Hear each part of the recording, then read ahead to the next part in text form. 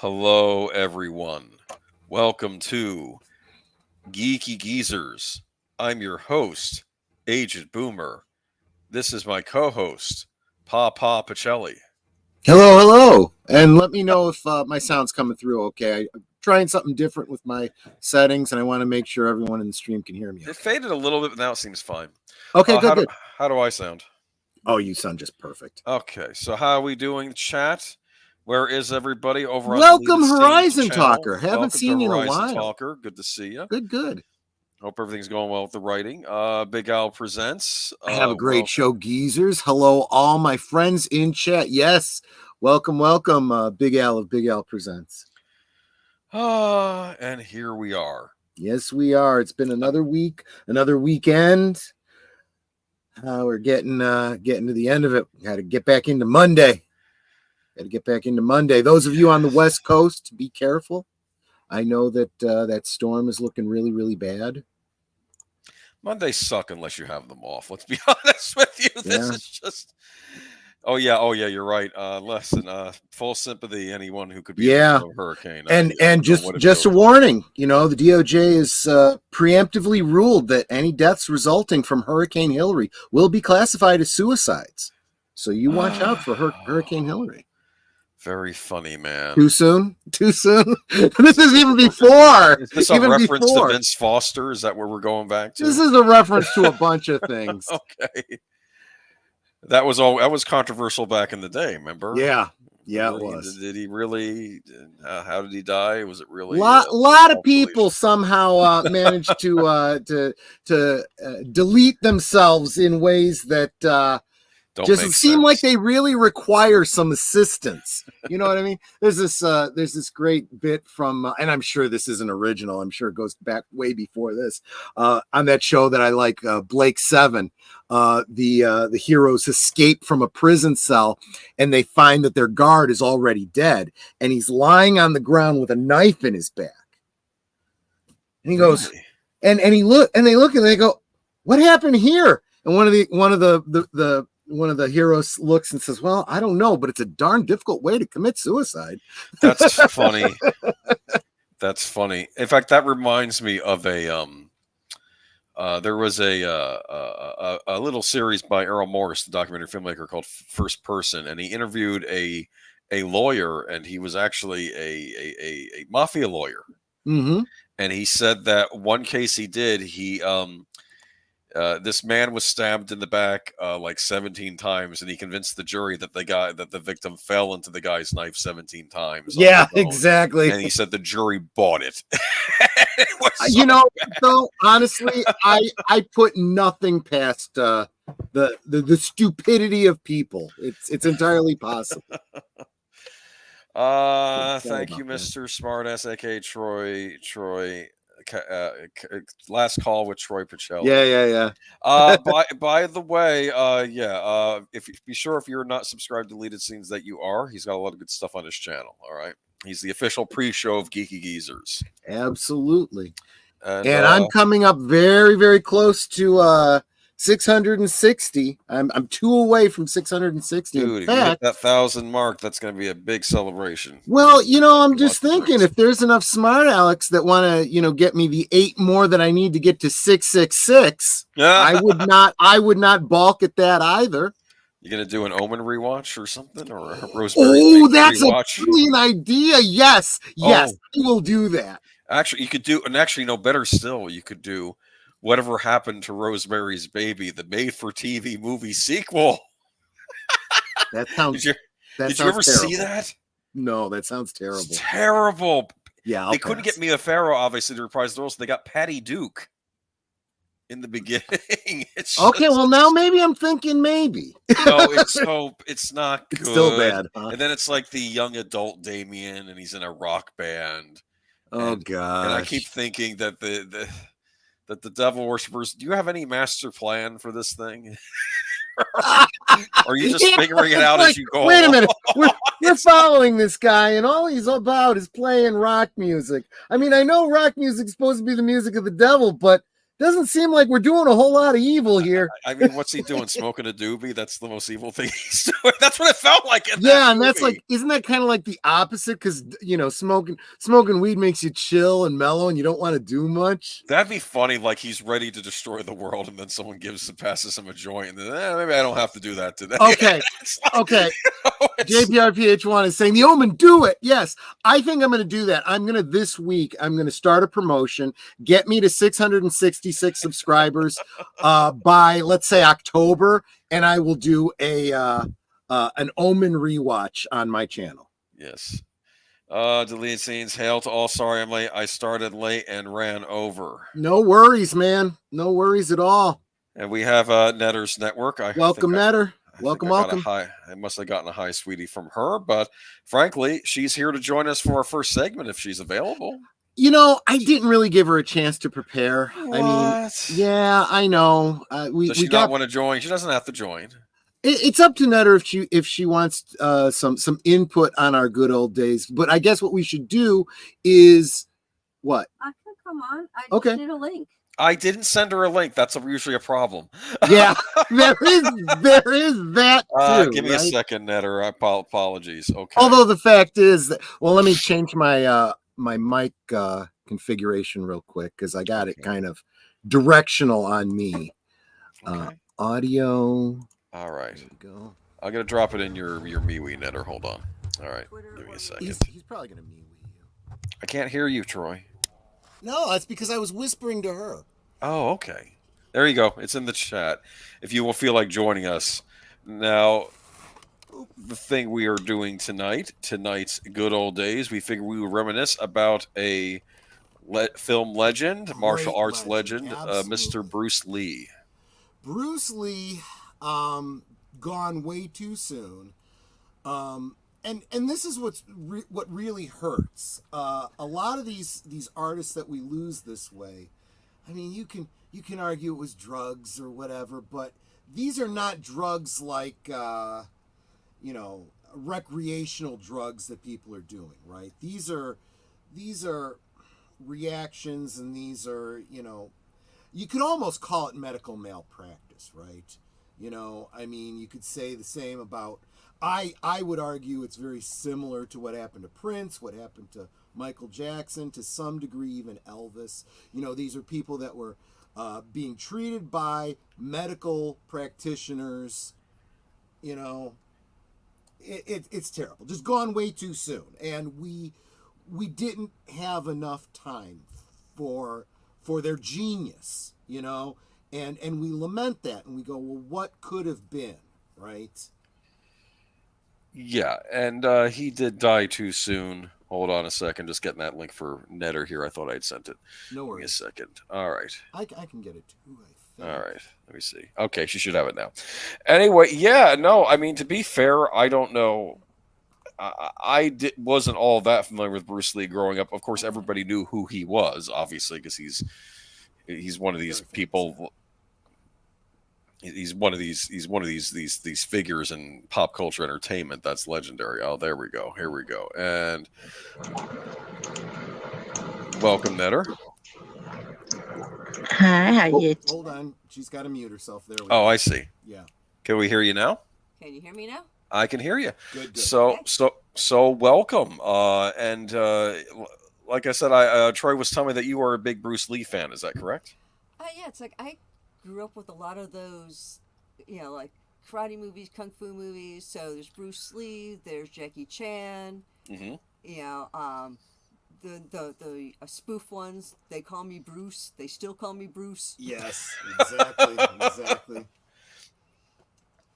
And this was my big introduction was the movie Enter the Dragon. I'm sure both of you have seen that. Would you believe that my first introduction to Bruce Lee was actually Batman 66 with what's it called, the crossover with the Green Hornet, yep. Right?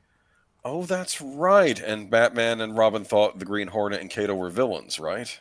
Exactly. And then they ended up teaming. It was a two-parter. So by the second one, they ended up teaming up. The legend behind the scenes was that they wanted Bruce Lee and Burt Ward to have a fight scene against each other. Yeah. And he was like, absolutely not. He'll kick the tar out. Oh, did Burt Ward say, "Oh, and you know, kick his butt"? I can't anymore. It's as high as it'll go. Oh, okay. It's fine. I can hear you all right. But yeah, Bruce Lee was terrifying. I've read about him. Apparently, he didn't like to pull his punches. Well, I heard he hit a guy so hard that this guy then hits another guy, and that guy got his arm broken. Do you understand? That's how. Yes. That's how much. I've seen the actual scene in the actual movie, and I mean, I have no reason to doubt it's true. It really looks like that had to be the case, you know. Yeah, he was very powerful. I mean, he was a skinny little thing, but dang, he was powerful. Yep. Yeah. Deleted scene says, "Enter the Dragon Watch Party." Yeah, that should happen at some point. Yeah. I think we got that one. But you know, okay, so and here's the other thing too. He was starting his martial arts film career overseas a little bit, and so then there was translation from there to here and stuff, and well, let's face it. And then we having to talk about the whole concept of dubbed films and whatnot. And, you know, the humor that goes into it. I've seen some Jackie Chan dub films before Jackie Chan was doing his own dubbing in English, and they're kind of funny. Yeah. As I recall, Jackie Chan got his start with in films with Bruce Lee. I don't recall. I do remember I attended a little lecture by drive-in movie critic Joe Bob Briggs, and he did a thing on the movie Drunken Master with Jackie Chan, and he said that Bruce Lee, his whole career was about kicking ass. Jackie Chan's whole career was about preventing his own ass from getting kicked, because his martial arts was a very defensive martial arts in those movies. You were talking about the crossover with, Robin and Bruce Lee. There was actually an interview that Burt Ward had, and he said when he had to film with them, he was terrified he was going to get killed. Well, yeah. Bruce Lee had a reputation. I mean, he created his own form of martial arts. I think it's called Jeet Kune Do, right? Right. If I'm pronouncing that right. I did see Dragon, the Bruce Lee story, which was the biopic about him. Yeah. The thing is, this is what I see. I used to take martial arts, so I did, of course, as every kid that studied martial arts, watched the Bruce Lee films. I heard everything he had to say that I could find, that was recorded that he had said about martial arts. And I honestly don't know if he studied physics or if he just had a natural physical understanding of the way physics works. But the way he would put this blast of energy into very short distances, this idea of an explosive punch from very nearby, it's just brilliant. And there's people that study the science of motion and force that have talked about the way he could put so much force into a punch at, just 2 inches or something like that. Because you need the momentum. And of course, momentum certainly does help.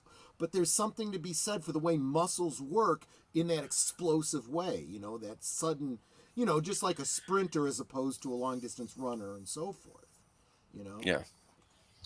But, Dragon, plenty of fiction. So yeah, I'm sure they probably took some liberties with that movie. But let me see. Research Newtonian physics. Has 30 movies under his belt before he even gets to Fists of Fury in '72, which I think is where most American audiences know him from, starting with Fists of Fury.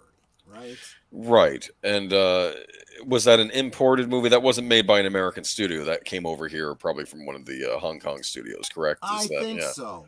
And it's another, and this is something that happens very commonly with translated, films filmed in other countries in another language, then they have to be translated. It was released under multiple titles, so some people call it Fists of Fury. It's also been called The Chinese Connection, So In like Game of Death, there was a scene where they cut out Bruce Lee's face and taped it to the mirror over the stand-in face. Yeah, we're gonna be getting to that when we start talking a little bit about Bruceploitation films, right? Yeah, we'll be getting there in a minute. But doesn't he fight Kareem Abdul-Jabbar in Game of Death? Is there a scene with Bruce Lee fighting him? Yes, he does. I believe he does. Yeah, that's right. And I know I think there was another movie. Maybe it was the same one where he fought Chuck Norris as well. Because didn't they kind of learn from Bruce Lee? I think, or learn some martial arts from him. I think. Yeah, there was a movie where there was a couple of like well-known actors in it, and ones that really knew martial arts, and I can't recall off the top of my head which one that is, because after a while they all kind of run together because they're pretty much all the same. And it's like, yeah, I know he fought Chuck Norris, and there was another black guy who was a martial artist, and I can't for the life of me remember his name. Skinny little guy too, and it was very 70s. So, you know, you had this thing going on where they're at a competition, and the hosts bring in these girls for them to pick one to spend the night with. Yes, this Enter the Dragon. Yes, I think yes, okay. yes. And it's like, and the black guy's just like, I'll take that one, and that one, and that one, and that one. I remember that, and I remember they go to the John Saxon character, and he picks the madam, which I thought was interesting. He's like, "No, I don't want the girls. I want the woman. I want you, the madam." And Bruce Lee, of course, picks a Chinese girl that's actually a spy because he's working for, I guess, MI6 or something in that, right? Yeah. like they. Something like that. We it's needed been to a go while since I've seen it, so. Yeah, that was Jim Kelly was the black guy in that. He's a martial artist in his own right too, and that movie's great fun. I love the villain in that with his interchangeable hands. Remember that? Yeah. Yeah. Way of the Dragon was the second film of Bruce Lee's in 1972 after Fists of Fury, and that's the one that he fights Chuck Norris in. Yes. Yeah, listener like says Jabbar and Norris were students. Okay, that makes sense. But yeah, I don't know. I've always looked at Bruce Lee like he's like kind of I don't know. I wouldn't say he's an unsung genius, but I kind of rank him up there with like an Einstein or a Picasso or Beethoven or any of those. I think he was that brilliant. We did lose him too soon though. Right. And of course, there's all this stuff about there was a curse in the family, right? And that's why he went. Yeah. I don't know if we buy into that or not, but so 1978's Game of Death. There's two versions of the film, each one with a completely different plot. The original from an incomplete 72 film, and the 78 building on the footage mashup. Lee was shown in incomplete original footage from 72 plus stock footage from Enter the Dragon and other films. The original was released as a short in the year 2000. That's interesting. So basically, this is cobbled together from unused scenes from other movies? Exactly. I mean, it's not the first time. I mean, let's face it.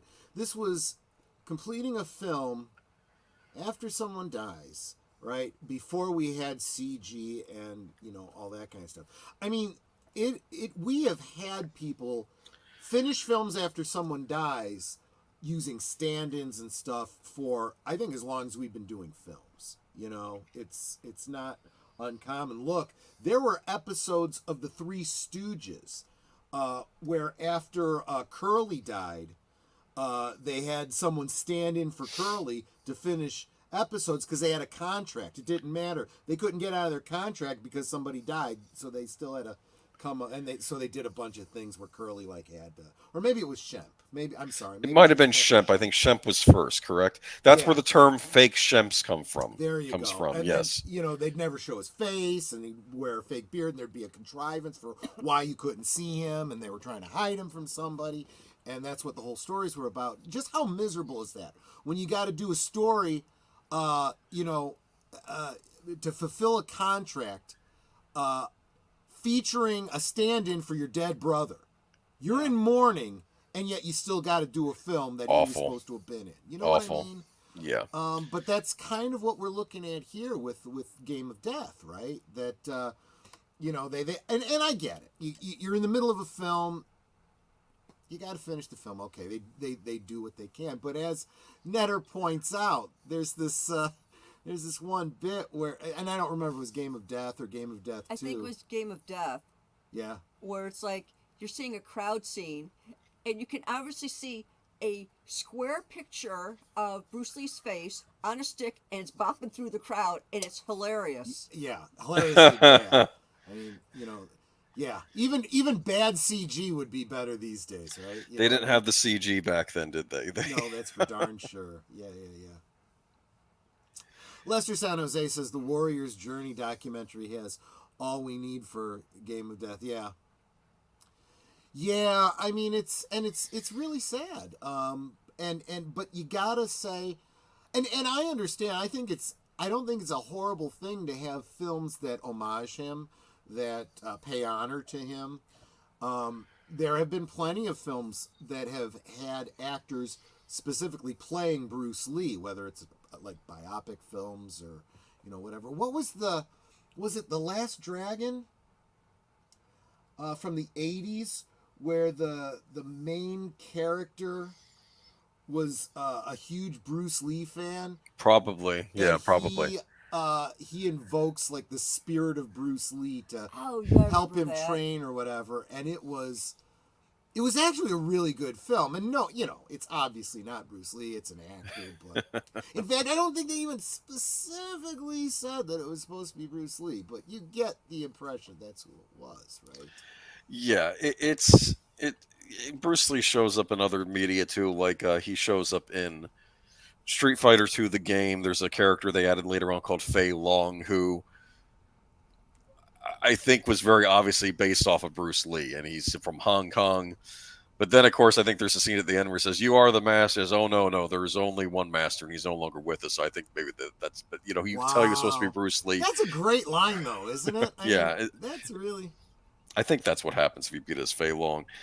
Bruce Lee was born in San Francisco, though. Yes, he was an American citizen. He was raised in British Hong Kong, but he was originally an American citizen. So he would go back and forth between both places. And it's a pity he went too soon, just as his star was rising, at least here in the United States. I mean, of course, he was already a star in Asia, obviously. But yeah.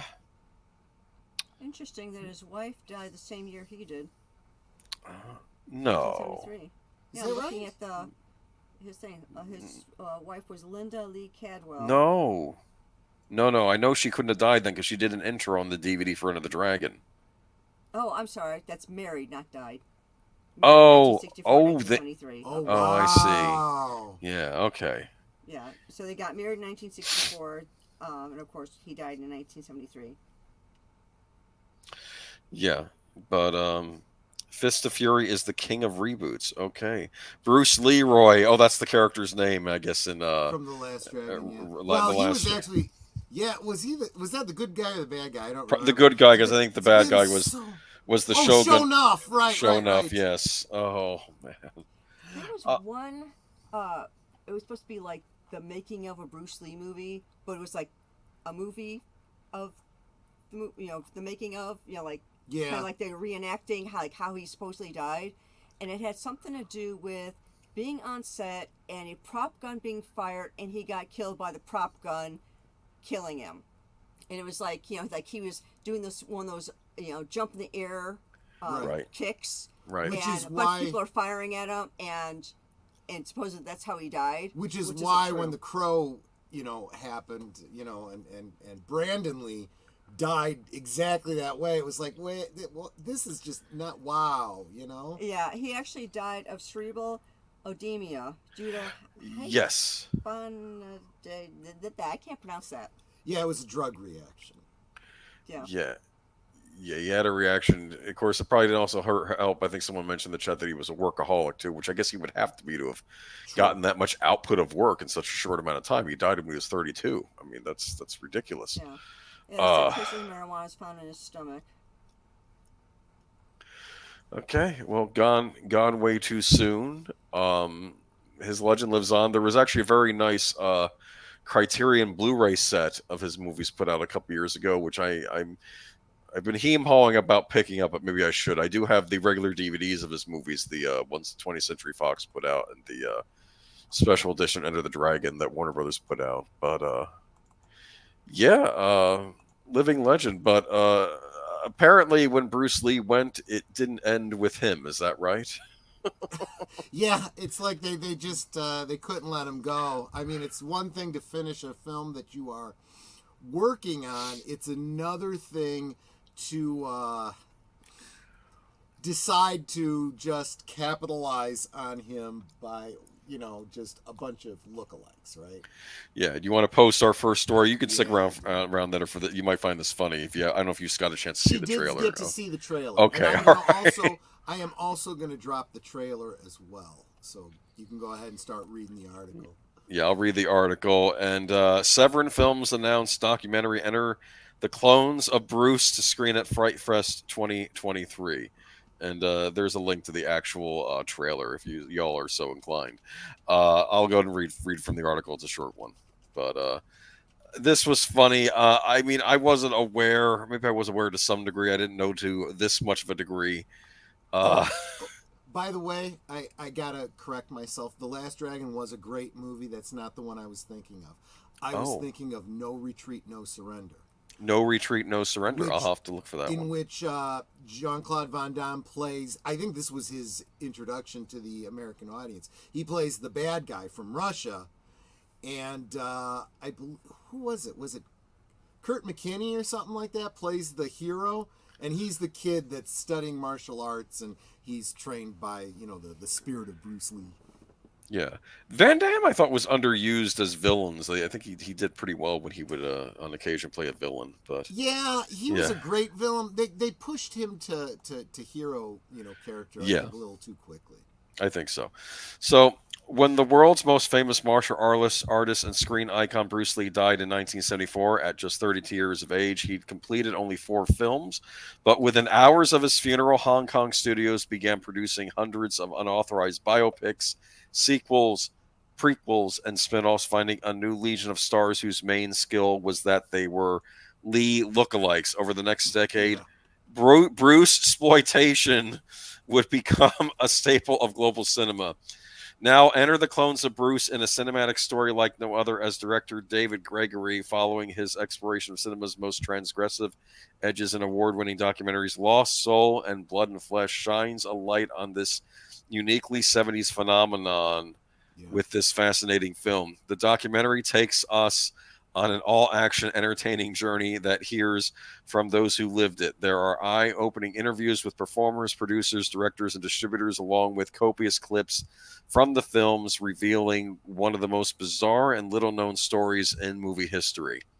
The legend of Bruce Lee lives on in Enter the Clones of Bruce, an enthralling, jaw-dropping, kick-ass story of martial arts mayhem and the many clones of a true master. Severin Films documentary Enter the Clones of Bruce will screen at Fright Fest 2023 on Sunday, the 27th of August at 4 p.m.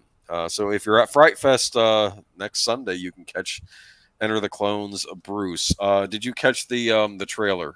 Yes, I did. And I think Netter did too. Yep.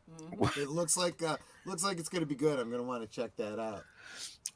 Have you seen some of these? Okay, so basically the idea is they were looking for anyone that resembled Bruce Lee, and they would call him like Bruce Lie, or they would change the name a little bit, right? And they did everything. Yeah, exactly.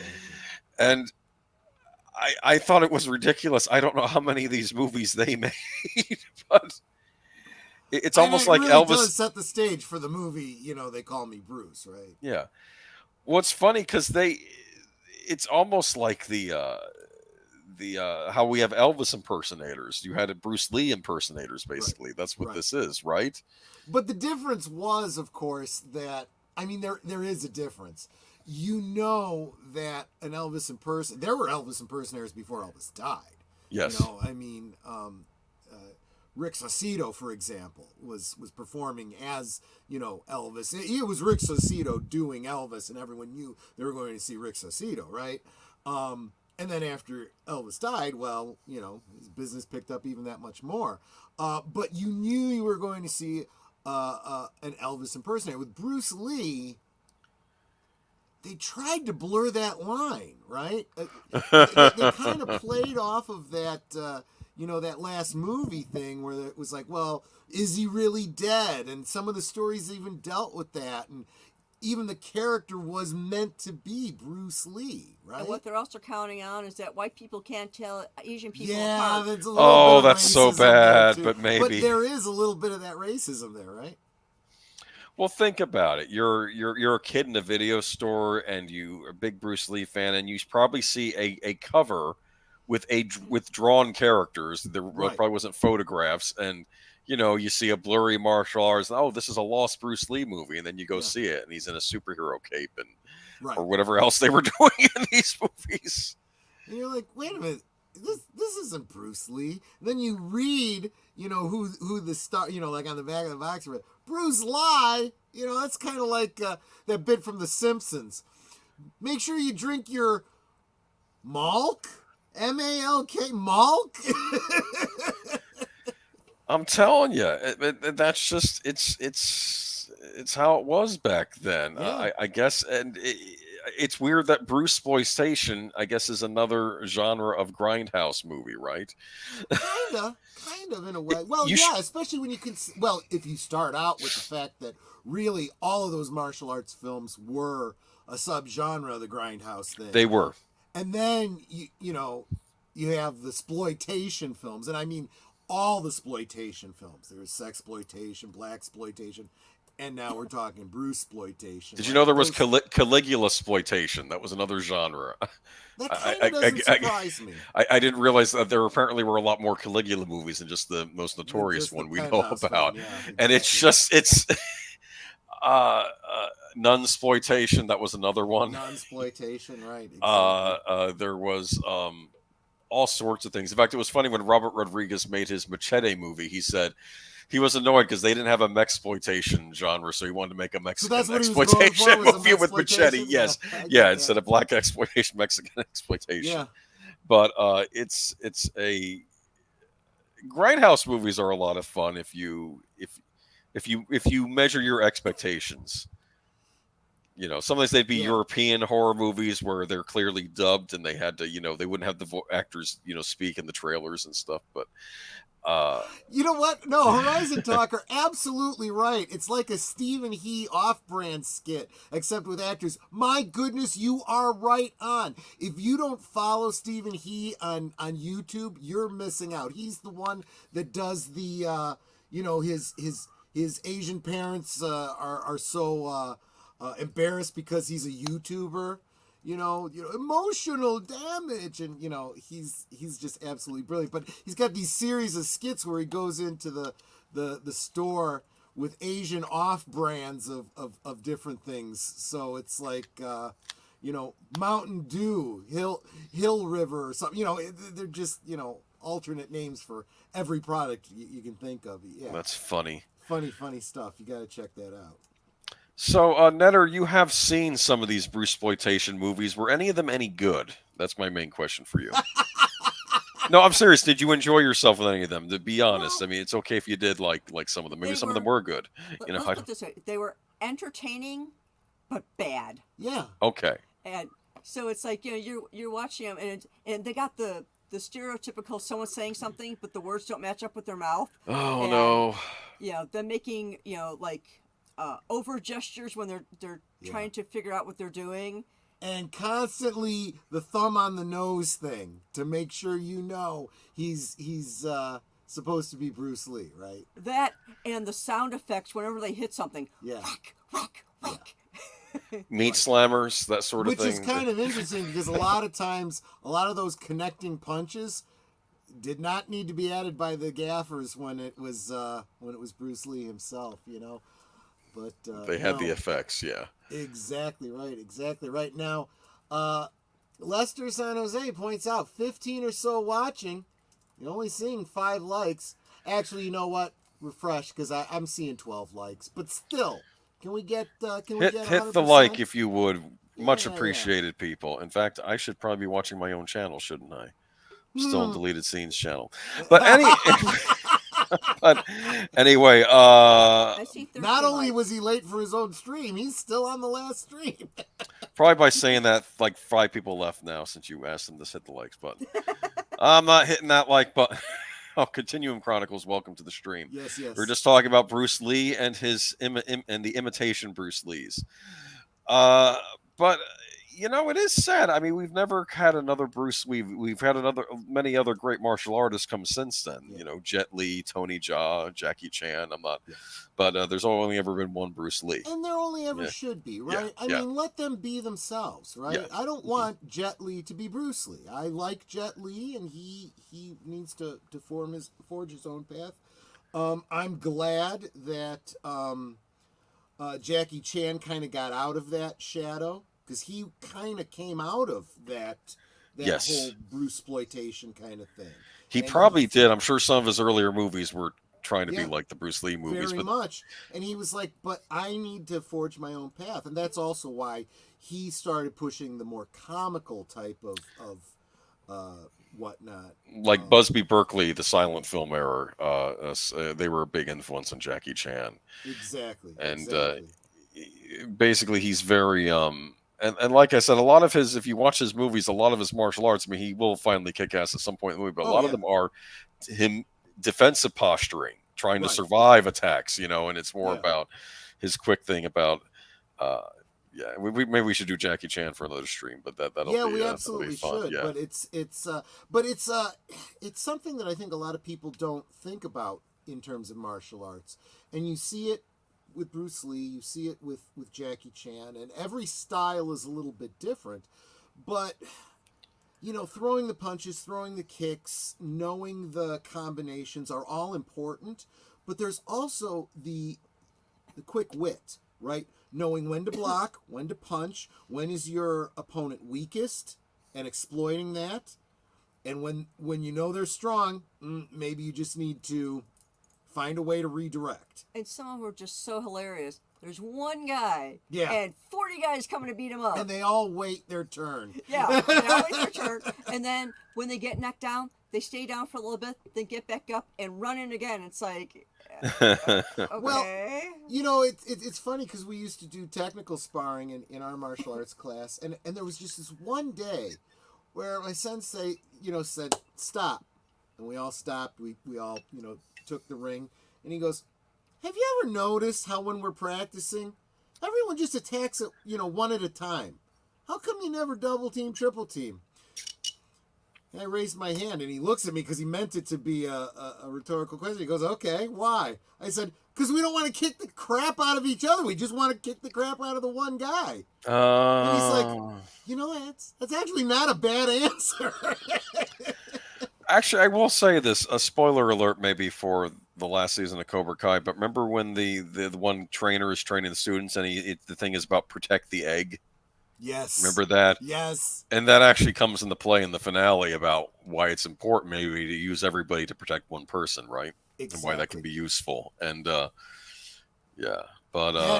you know what? And you know what I love about that is it shows that very Miyagi-esque type training.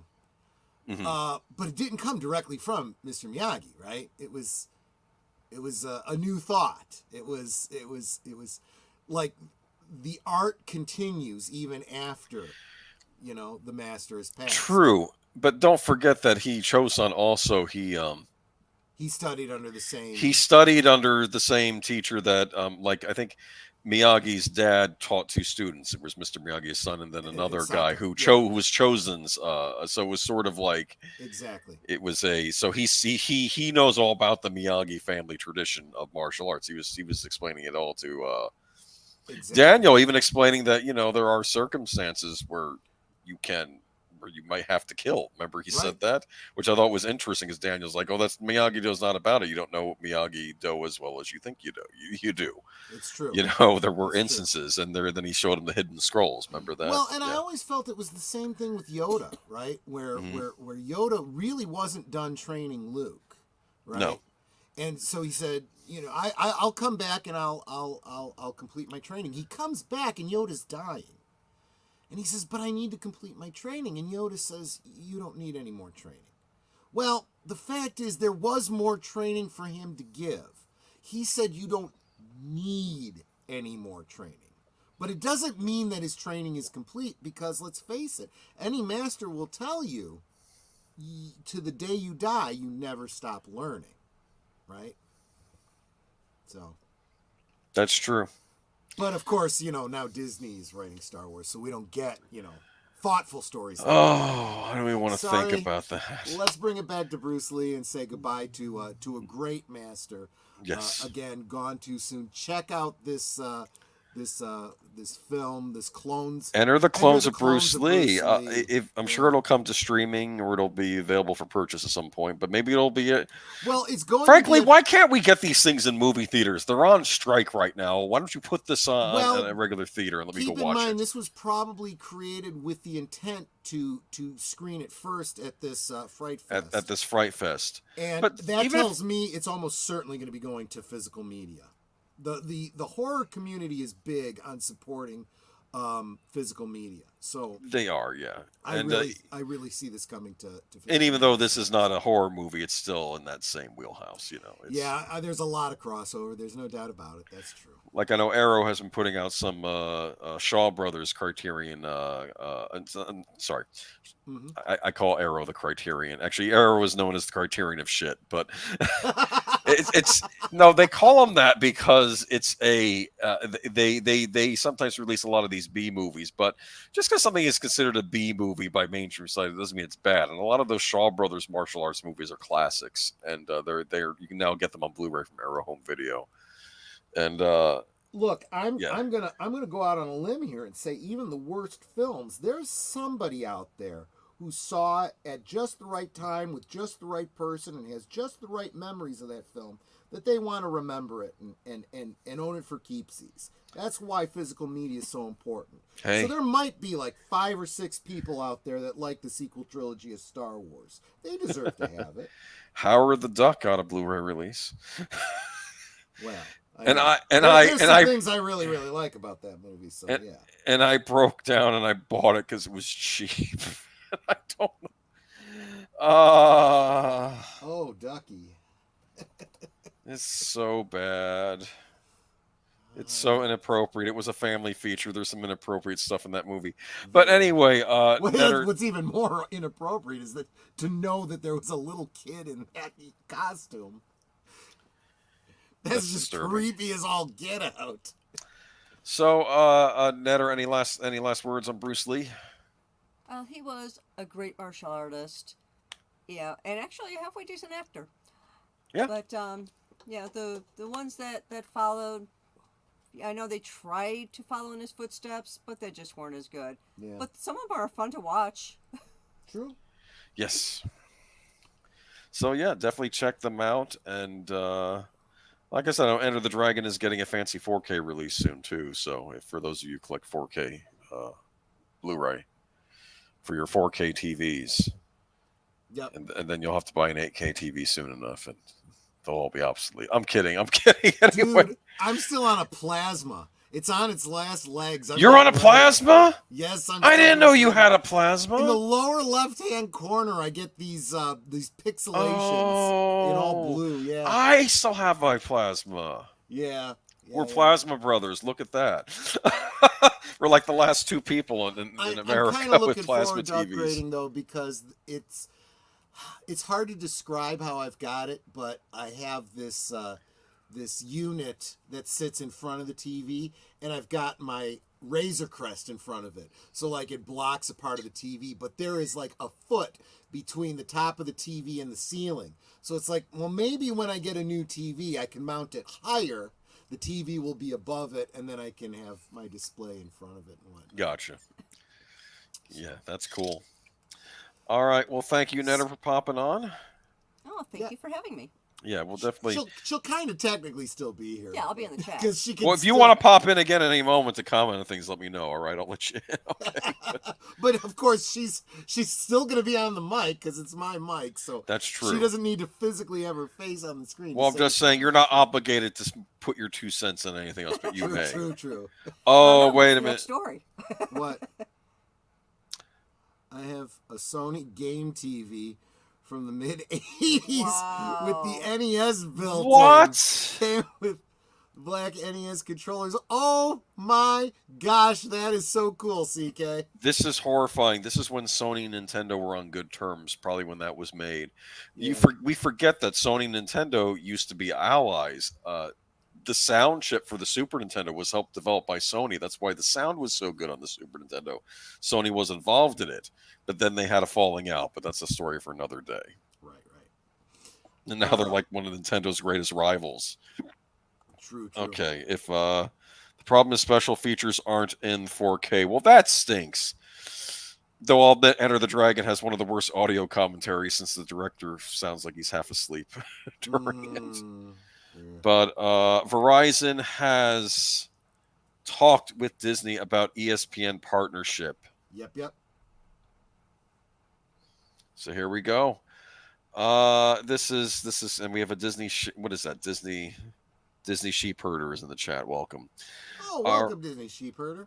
We're just about to start talking about Disney, as a matter of fact. Oh, actually, I had to use a different article, Troy. Apparently, that went behind a paywall, but I have one that does the same thing. Let me go and post that. All right. Oh, I'm sorry. If I'd known, I would have. I should have asked you earlier. Yeah, I didn't notice until this afternoon, so I figured, okay.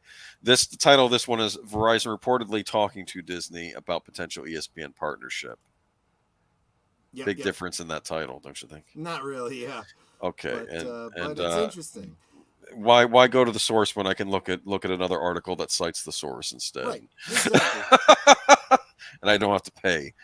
All right, give me a second. I'll post the link and let me do that because you didn't. While we're on that, just to point out to you guys that last week was the Disney earnings call, and there was a brief little uptick in their stock before it came crashing back down to under 90 a share.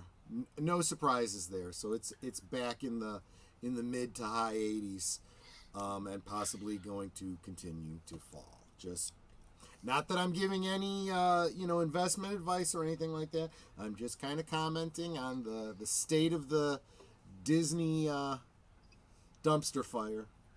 I was watching Chris Gore from Film Threat earlier, and he was making a point that right now it's like the 100th anniversary, I think, of Walt Disney or something, and it's like Disney is not saying, or maybe just Disney, the company in general, and Disney hasn't said anything about Walt. Yeah, because they're trying to bury him. In fact, we got Off-White, trying to undermine him at everything that she says. We'll get to her in a little bit. Yeah, when Disney CEO Bob Iger said he was looking for strategic partners for ESPN, that sent a signal out to a small but notable collection of corporations and equity firms who could potentially benefit directly from such an arrangement. Apple, Amazon, Google, Microsoft, Verizon, and T-Mobile were just some of the names that came to mind for insiders. Verizon CEO Hans Vestberg has made no secret of his openness to such an arrangement, they noted. According to Patel's source, Vestberg told executives of various sports leagues and teams about his interest in partnering with Disney on the distribution of streaming version of ESPN earlier this summer. Iger said in July that he wants to retain control of ESPN, but also told analysts last week that Disney is looking for partners that could help with distribution, technology, marketing, and content opportunities as it shifts ESPN from a cable channel to a streaming service. A partnership between Verizon and ESPN would do well for the proposed ESPN streaming service, which would then presumably be made available to Verizon's reported 92.5 million wireless customers. Verizon and Disney also have pre-existing relationship with a similar service. Verizon offered Disney Plus directly to its wireless customers for free for a year when it first launched in 2019. Verizon is likely to have stiff competition for the strategic partnership role, as several private equity firms and rival Comcast have both been broached as ideal partners as well. What do you think? I think there's a lot of flailing going on right now over at Disney. I think their competition smells blood in the water. And, what do we talk about living in interesting times? I think Disney is living in some interesting times. Disney should focus on making their IPs interesting. Good point. And, not everything Disney has in the works, I think, is going to be total crap. Like, it's possible the new Tron could be good. We'll get into that maybe at the very end. I have an article tagged onto the end. There's also possible that this new Deadpool, of course, I don't know if I trust them to let Ryan Reynolds do what he wants to do with that. But, so let's see. So here we go. So what does Verizon get out of it, though? Something to pad their service with or something? I mean, why are they so interested? I would imagine that's got to be a big part of it. I guess sports is still pretty big, right? So I guess, yeah. That ESPN, yeah, absolutely. That's still a big, and it's about all that Disney's got to gamble with these days. It's, I just saw what I did there. That wasn't intentional, but yeah. Yeah. Because they just allowed for the gambling rights on ESPN. So. Wait, what? Yeah, there's a company that is now using the ESPN logo for whatever you'd call it, like betting or whatever. It's a license agreement. Oh, no. Yeah, that just kind of shows you where this company is in their not only desperation, but their lack of morality. Yeah. Any pixie dusters out there that still thinks that the branding for Disney has anything to do with the Disney of a decade ago is delusional. They really are. Is this like what are we gonna have? Are we gonna have Minnie Mouse slot machines now? No, we've got men dressed as Minnie Mouse now. Anyway. Oh, I forgot. Yeah, that's a thing. Yes, it is a thing. I'm not even making stuff up. This is Poe's law here. You think I'm making jokes? No, I'm calling out real. Yeah. It's all Pimp about out the mouse. pimping out the mouse. Let's go to our next article. Oh, here we go. This is a long one, so stop me if I'm rambling on too long. But you might want to condense this as much as possible. This is Disney files countersuit, specifically citing Florida and DeSantis, seeking damages and complains claims retaliation. Why don't you at least read enough to get into the crux I'll read of what into they're I'll read arguing, into and then the I'll crux blow and it out I'll of quit the it. water. Okay. Yeah. Walt Disney Company filed a counterclaim against Ron DeSantis appointed board of special district that covers its Florida theme parks, seeking damages and the enforcement of a set of development contracts. The company's lawsuit filed in Florida State Court in Orange County, Florida, was a response to litigation filed by Central Florida Tourism Oversight Board, which was appointed by DeSantis in late February after the state moved to strip Disney of its 55 years of control over the special district. In the counterclaim, the company's legal team, led by Dan Pacelli, wrote that Disney is seeking unspecified damages and wants a court order that the board comply with a development contracts between the special district and Walt Disney World. In February, the Disney-controlled board of special district approved the development of contracts, ensuring that the company's Florida theme parks and resorts still maintain a degree of autonomy, even after state law was changed later in the month. That bill allowed DeSantis to appoint his own members to the board of the district, which was renamed the Central Florida Tourism Oversight Board. As a direct and proximate result of the district's anticipatory repudiations and, in the alternative, material failure to perform its duties under both contracts, Disney has suffered and will continue to suffer damages, including consequential damages. Disney's attorneys wrote in their own state court lawsuit that the DeSantis Control Board claimed that Disney Reedy Creek contracts were a backroom deal intended to tie the hands of new independent board. DeSantis also led a state legislative effort to invalidate those contracts. Disney, however, insisted that the development contracts were approved with proper public notice and other procedures follows with members of the press present for the special district board meetings. The district's previous name was the Reedy Creek Improvement Project.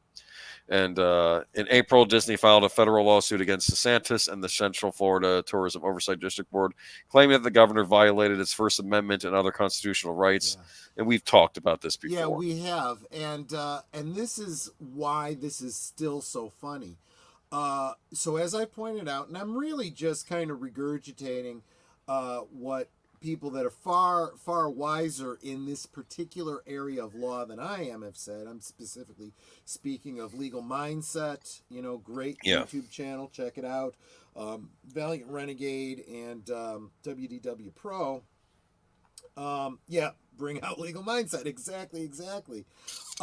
They've pointed out that this has got to be struck down as Disney not having standing to bring this case. Because if it's not... Okay, let me first explain why they don't have standing. They are arguing that any action that DeSantis and the state of Florida has taken against Reedy Creek Improvement District is an action against Disney. In other words, Disney did this. They said this politically. They are retaliating against us by dissolving Reedy Creek. And unless you are Reedy Creek, you don't have standing. And they are admitting we're Reedy Creek. But legally, they're not supposed to be. Legally, if Disney is Reedy Creek, they have committed fraud for decades, for which the state of Florida could take them to court and sue them for billions with a B. Isn't this kind of childish on Disney's part? I mean, let me read these last two paragraphs. Okay. Well, keep in mind, again, we are talking about a CEO of this company whose only claim to fame is he was a professional weather guesser. This does not make you a genius executive officer for a multi-billion-dollar company. But here's the deal. I think even DeSantis made a point that he's moved on. I guess he's focused on other things. So why is Disney still harping on this now at this point? Because they're dying. It's all about them. So they want to sue to get money. That's what this is. DeSantis has many other businesses. He's running a whole state. He's gotten, kind of lost in the weeds thinking about running for president, which isn't going to happen. Let's just call that what it is. But he's got enough on his plate with the state of Florida, right? Hurricanes and crap like that too, and right? Insurance problems with insurance companies. He needs to focus. Exactly. Disney is not the biggest thing he's got on his plate, despite what the Pixie Dusters would have you believe. Well, they think that the problem is a lot of that Disney is the biggest thing going on in Florida, and I'm sorry, it just ain't. And it's getting smaller all the time. That's why I pointed out the stock crash for Disney over the past 6 months. It's not even the biggest theme park in Florida. It's not even the biggest theme park. It's Universal at this point. I don't know why people. It's not even the biggest vacation company in Florida anymore. Yeah. But I did want to read. I'll read you what the Disney's legal team say. The district's retaliatory interference with the contracts via the legislative declaration and its precedents has chilled and continues to chill Disney's protected speech. Disney's legal team wrote, "This uncomfortable chilling effect is particularly offensive here due to the express retaliatory and punitive intent that has motivated the districts and the state legislative actions that the governors directed," the company's legal team added. So they said, "Come after us, we're going to sue you." That's what it feels like. Keep in mind, this is true for every area of law. If you choose to sue somebody, okay, you will be able to find a lawyer who will represent you and be willing to take your money to fight whatever case you believe you might have a chance at. A good lawyer will look at your case and tell you, "I'm not taking this. You don't really have a case here. You don't have a chance of winning." And that might make you mad. But, a wise person will take, upsetting counsel and recognize it for what it is. Recognize it as wisdom and move on. A fool will just continue to believe what his itching ears want to hear and will pay the charlatan that comes along and says, "I'll represent you with this bad case because you're going to pay me one way or the other." You think so? That's what their lawyers are doing there, yes. And you think what's his name? Iger figures, hey, why not try it, right? Depp versus Heard 2. Disney versus Florida. Ghosts of Georgia. There you go.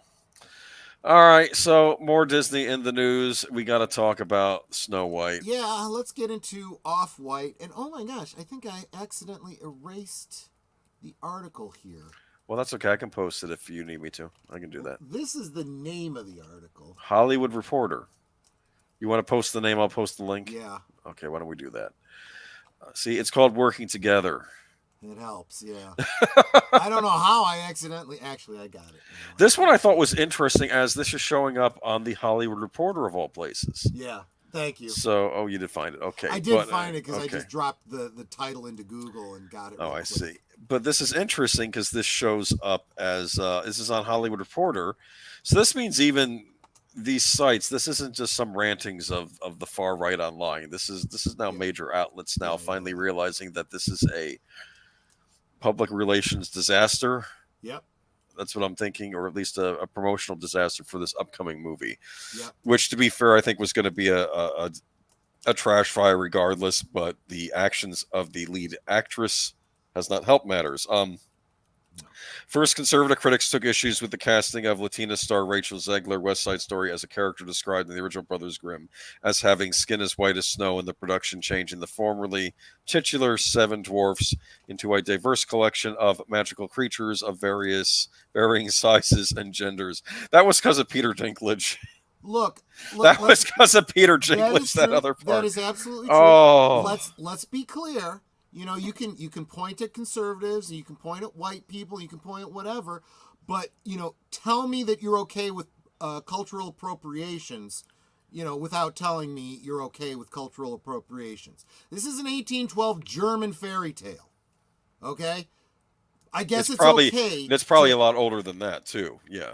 Well, yeah, it's probably because they were collected tales. The Brothers Grimm collected them. Brothers Grimm published it in 1812. Before that, I'm sure there's an oral tradition going even further back. We are talking, though, about a German tale here. Yeah. You know? And, well, my biggest issue with this whole thing is they're saying conservative critics took issue with the casting, and I don't know what they said or what they didn't say. I know that as soon as the casting was announced, she comes on social media and says, yeah, and no, I'm not going to be dyeing my skin white. And she's the one that kind of threw the first punch in this. It wasn't... people criticizing it. I mean, she's a pretty young actress. She could be a leading lady, but the problem is she's coming off as more abrasive than Brie Larson right now, which is saying a lot. She's absolutely Brie Larson 2.0. There's no doubt about it. And that's really worked out real well for Brie Larson, hasn't it? Yeah. That whole tour for the... I'm expecting a Snow White 2 where it's like two other Disney princesses and... you know, Snow White's like in the background. She gets third billing. Maybe, I don't know. Then 22-year-old Zegler caused a stir with a flurry of comments from late last year, recently resurfaced and suggested she didn't like the original film and that the new movie would take a very different approach to the iconic character. She's not going to be dreaming about true love, Zegler told Variety in September. I didn't realize that, but she's dreaming about becoming the leader she knows she can be and the leader that her late father told her that she could be if she was fearless, fair, brave, and true, she previously told Vanity Fair. People are making these jokes about ours being the PC Snow White, where it's like, yeah, it is, because it needed that. She told EW the original is extremely dated when it comes to the ideas of women being in roles of power and what a woman is fit for in the world, and told Extra TV the original cartoon came out in 1937, and very evidently so. There's a big focus on her love story with a guy who literally stalks her. Weird. So we didn't do that this time. Is that where she does the weird thing that they keep playing on various channels?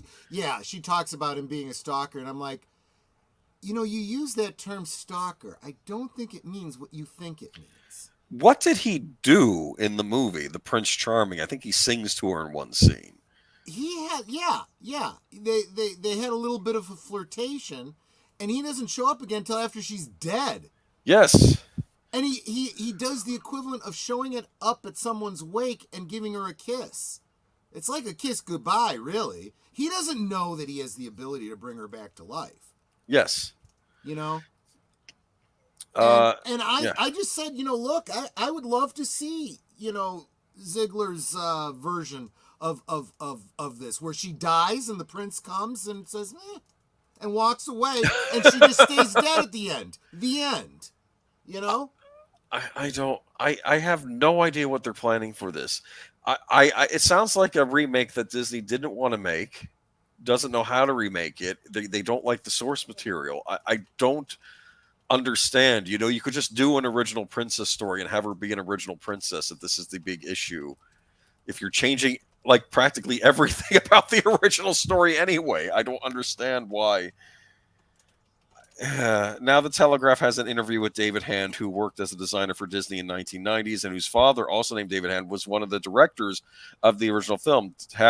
Hand doesn't directly criticize Zegler, but unloads pretty heavily on the film, which obviously has not been seen by anyone outside the studio, even in trailer form. It's a whole different concept, and I just totally disagree with it. And I know my dad and Walt would very much disagree with it, Hand said. He called it a disgrace that Disney is trying to do something new with something that had such great success earlier. Their thoughts are just so radical now. They changed the stories. They changed the thought process of the characters. They're making up new woke things, and I'm just not into any of that. Yeah. I find it, quite frankly, a bit insulting. They may have done with some of these classic films. There's no respect for what Disney did and what my dad did. I think Walt and he would be turning in their graves. Hand is 91 years old, though the reimagining of the film has... So basically, at 91, you don't care anymore about what people say about you. There's no... And I think I'm going to speak my mind. Yeah. This is what it comes down to, and I've been saying, since 2020. You all think that you're on the right side of history, and you're pulling down statues, and you're crapping all over the history you believe, not the history that actually happened, but what you believe history is. Just remember that generations from now, people will be looking back on you and judging you, and maybe you won't be the right side of their history. Just remember that. And maybe it's your statue getting, defaced and torn down. I'm waiting for the statue of Walt with Mickey Mouse. I'm waiting for that to be removed from the parks. It's a matter of time. They're going to take that down at the rate they're going. Yeah. They don't like their own history. It's an embarrassment to them, but they still want to make money off of the names and the IPs. I don't understand this. And the funny thing is, I've seen pictures of Rachel, the actress, in that costume. And part of me was thinking, out of all the things they could have changed, why didn't they change the dress? That's not a good dress. I'm sorry. Yeah. Maybe it looked all right in the cartoon. It doesn't look good on a person. I would have changed that dress. But it just, this whole thing looks to be a disaster. Zegler has not directly responded to the criticism of her resurfaced comments, but last week tweeted, "I hope the world becomes kinder," and asked followers to treat each other with patience and empathy. Remember that you are loved unconditionally, no matter your mistakes, no matter your misunderstandings. You deserve it. You deserve love. You deserve to live without fear. What is she talking about? Wait a minute. Love unconditionally, that might be something a parent might do. No one's entitled to unconditional love. Period. Well, right. And here's the unless maybe God maybe, but I don't know what she's talking about here. No, yeah, exactly. And what about your mistakes? I mean, a certain man, and that's just it. She's like, I hope people are kinder. Well, I hope you learn your lesson. You clearly haven't. If people are bringing up stuff from a year ago, you clearly haven't learned your lesson, you dumbass. Why are these just surfacing now, though? Was the footage not available? Did they get leaked now? Is that what happened? Probably no one was interested in it. Or they noticed it back then, but now she's saying dumb shit again, and people are going, oh, remember when she said this a year ago? She hadn't learned anything. You know what happened? I think they caught her on the red carpet somewhere, and she was, I think she made some comment about her co-star saying, they might have to cut all his scenes. A great guy, that's Hollywood. And I'm like, well, why are you bashing your own co-star? You're the prince in this movie. It's like you should be talking him up. That's what actors are supposed to do for one another, especially when we're in the same movie. I don't understand this. Disney has not responded to the controversy and did not have a comment about its latest turn. Snow White and the Seven Dwarfs is considered a particularly hollow title in the Disney canon, as it was the first ever feature-length animated movie, and its make-or-break success allowed the company to move on with more films. Snow White has completed filming and is slated to open March 22nd, 2024. Other live-action remakes from the company includes 2016's The Jungle Book. That was probably the best of the live-action remakes. It wasn't bad. It'd be kind of superfluous. I did appreciate the fact that they cast Christopher Walken as King Louie. I think he was the voice, which made sense to me. Yeah. Beauty and the Beast, awful. Hated it. 2020's Little Mermaid, did not see it. I think my biggest problem with a lot of these so-called live-action remakes is, number one, why? We don't need them, right?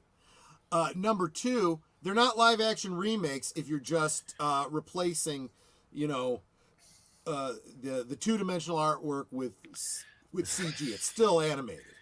Yes. And that's what the Jungle, the Jungle Book, what was the other, Lion King? Lion King, yeah. Well, Jungle Book at least had the actor playing the boy, Mowgli, but yeah, obviously the other characters were CG. I mean, even Beauty and the Beast, it's still all, animated. It's like, come on, guys, this is not a live action if it's not live action, okay? There are a lot of things about the Beauty and the Beast remake I didn't like. I didn't like the fact that the three women that were fawning over Gaston in the original version, they were these three very attractive blonde women, and in the remake they kind of look scowly or something, which I guess they didn't want to take away from what's her name, Hermione's, the actress who played Hermione or something. No, but of course. It's just the point is that Gaston could have almost any woman, but he wants Belle. That was the whole point in the original thing. A woman that doesn't want him, but of course there are plenty of other pretty women that want him, so he shouldn't care. But the 7 hippies on the web, it kicked off in this. Yeah, well, everything about this movie we're seeing looks terrible. It's looking like this is going to be the worst Disney remake of them all, and so far they've not been great. I didn't bother with Aladdin when that came out. I give them credit for who they cast as Princess Jasmine in that. She's like spot on. That's why I would have cast in the live action. There is no doubt that they are aware of what happened with Little Mermaid. They know this is going to be even worse. They know it. Yes. You can assume what you want about that. You can say they know it and this is what they want, or they know it and they're scared to death, or something in between, but the fact is they know it. They are not that oblivious. Yeah. So I don't know how they come back from this whole PR thing. We should move on to our next article, though. The Gina Carano calling out Rachel Zegler's hypocrisy. This kind of follows off her comments. Yeah, and this is another one of those ones where I got it. It's abounding in the comics. It's abounding into comics. So there you go. Just do your best. There's the whole thing. There we go. Yeah, abounding in the comics. I didn't even get the title in there. Just read the title. Gina Carano calls out Rachel Zegler's hypocrisy after Snow White actress engaged in a hate campaign against her. Okay, so the Mandalorian actress Gina Carano recently called out Rachel Zegler's hypocrisy for calling on the world to become kinder after the Snow White actress had previously led a hate campaign against her. Zegler has found herself under the gun for her comments about the upcoming Snow White film, specifically describing the prince as a stalker and noting how the upcoming live-action adaptation is not about a love story, which is ridiculous to me since that's what Snow White was. But anyway, in an apparent reaction to the tens of thousands of people criticizing her, Zegler wrote on Twitter, "I hope the world becomes kinder." Gina Carano reacted to this comment with a it's GIF. It's GIF. What is it? It's GIF. GIF, yeah, because I don't care what the originator of it is. It's GIF. GIF. Okay. Comment with a GIF from Schitt's Creek of one of the actresses tapping on her screen and the word boop popping up. It's a reference to Carano putting beep bop boop in her Twitter biography as she was being harassed by so-called quote unquote transgender activists to put the pronouns in her Twitter bio. Furthermore, YouTuber Drunk 3PO, with the assistance of Twitter user Data Racer, recalled that Carano's reaction is more than likely a response to Zegler engaging in a hate campaign against her. As Drunk 3PO notes, at the height of the so-called quote-unquote transgender activists attacking Carano, Zegler tweeted out, "Do not make fun of pronouns." She added, "They are not a joke. Pronouns are validating. Pronouns are cool. Put pronouns in your bio. I wear my pronouns on a button sometimes. It's a good thing. Bye." Making it clear that she was referring to Carano, she concluded the thread, It's a fun time to remind you that all to love Pedro Pascal. Ziegler's comments came the same day that Carano explained that the woke world was mad at her because I won't put pronouns in my bio to show support for trans lives. Every 3 months of harassing me in every way, I decided to put 3 very controversial words in my bio: beep, bop, boop. Carano concluded, I'm not against trans lives at all. They need to find less abusive representation. Drunk 3PO notes that Ziegler reacted to Carano's. Yeah, in fact, she did have an interview with Ben Shapiro, how she went over the whole thing. Where she talked to people at Disney. It's an interesting interview. Drunk 3PO notes that Ziegler reacted to Carano's tweet calling out her hypocrisy by blocking her. He states, and what does Rachel do? I could become kinder. I can say, Gina, I'm sorry I attacked you. I'm sorry. I had all these people say these terrible things about you. I'm sorry. No, she just blocks her. She blocks her. She blocks Gina Carano on X, on Twitter, because she's a hypocrite and she doesn't know how to become kinder. She wants people to conform to her. She wants people to be kinder around her and let her say and do whatever she wants without any repercussions. But people like this, they never learn. It's always about them, he added. So, yeah, I didn't realize that she was one of the ones. Was this before she had been hired for West Side Story? I think so, yeah, because we're going back away. She was a big time YouTuber, I guess. She had a YouTube channel that was fairly successful. So yeah. So this is the kind of thing I'm talking about, where she hasn't learned, and then when you turn on her, she's like, "Oh, I wish people could be kinder." Well, I wish you could have been kinder. Maybe instead of just wishing it, maybe lead by example. Be the leader you can be, bitch. Yeah. Really love what CK says here, too. I don't like the idea of funding anyone's evil deeds. Spot on. I mean, I certainly won't be seeing this Off-White and the Seven Hippies. Well, I don't know who wants to see it, but then again, I could be wrong. Maybe there are people that want to see this movie. It looks like a complete dumpster fire. I mean, aesthetically, just from the way granted, we've only seen shots, not actual footage, but I think the dress looks terrible on her. I think the deleted scenes also points out that Ziegler went after Renner as well, among others. This is a pattern with her. Trying to gain woke brownie points. Brownie points. I see what you did there.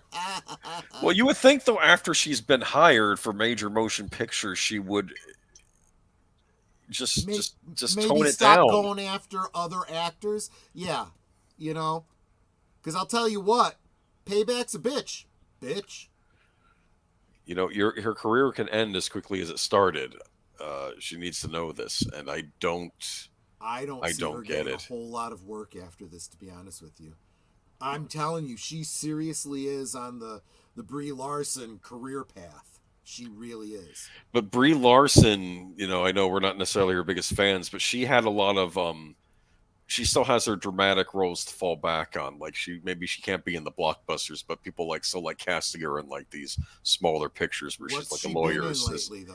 Yeah, I don't know. She was in something with the guy who played Creed. That's what I'm talking about. Yeah, I mean, it's she's become a supporting actress. She's no longer a star. Yeah. Well, I don't know what to say. She can go back to independent films. She used to do independent films. She directed her own, The Unicorn Store. Oh yeah, that did real well. Did you see The Unicorn Store? I've seen clips of it. I started watching it and I'm like, yeah, maybe it's not gonna be so bad, And then like 15 minutes into it, it's like, oh, this is not good. This is no. Because believe it or not, even with actors I don't like, even if I watch a movie that they're in, it doesn't mean the movie has to be terrible. But it's just no. Well, and CK says, I think she thinks that she can act that way because that's how so many other Holly weirdos act. True. As well. It's true, but read the room, folks. We're kind of past that. When you look at the articles we're sharing and who the outlets are. The mainstream media, who used to buy into all this and support them on that, is starting to turn on them. Clearly, the viewing audience has absolutely. We're in a post Bud Light era. Okay, the woke does not make money anymore. It just doesn't. And I think a lot of companies are starting to realize this. Doomcock has, now this is a rumor that nobody can confirm. I'd like to believe it's true. I'd like to think that Disney isn't as stupid as we all assume that they are. But there's a rumor from Doomcock saying that they've already pulled her in and said, "Keep your mouth shut, girl. You're tanking the movie." Yeah. There's an old line that producer Broccoli used on George Lazenby, and he's made a point, like Lazenby pointed a point, that he didn't get a special invitation to some after party, and he said, "But I should have gotten a special invitation. I'm the star." And then Broccoli turned to him and says, "You're not a star until the public makes you a star, and that has not happened yet." That's right. And exactly this right. is even far worse than whatever Lazenby, because I thought he was in some ways unfairly treated, but this is just no. Yeah. She needs, her agent needs to have a sit down with her too.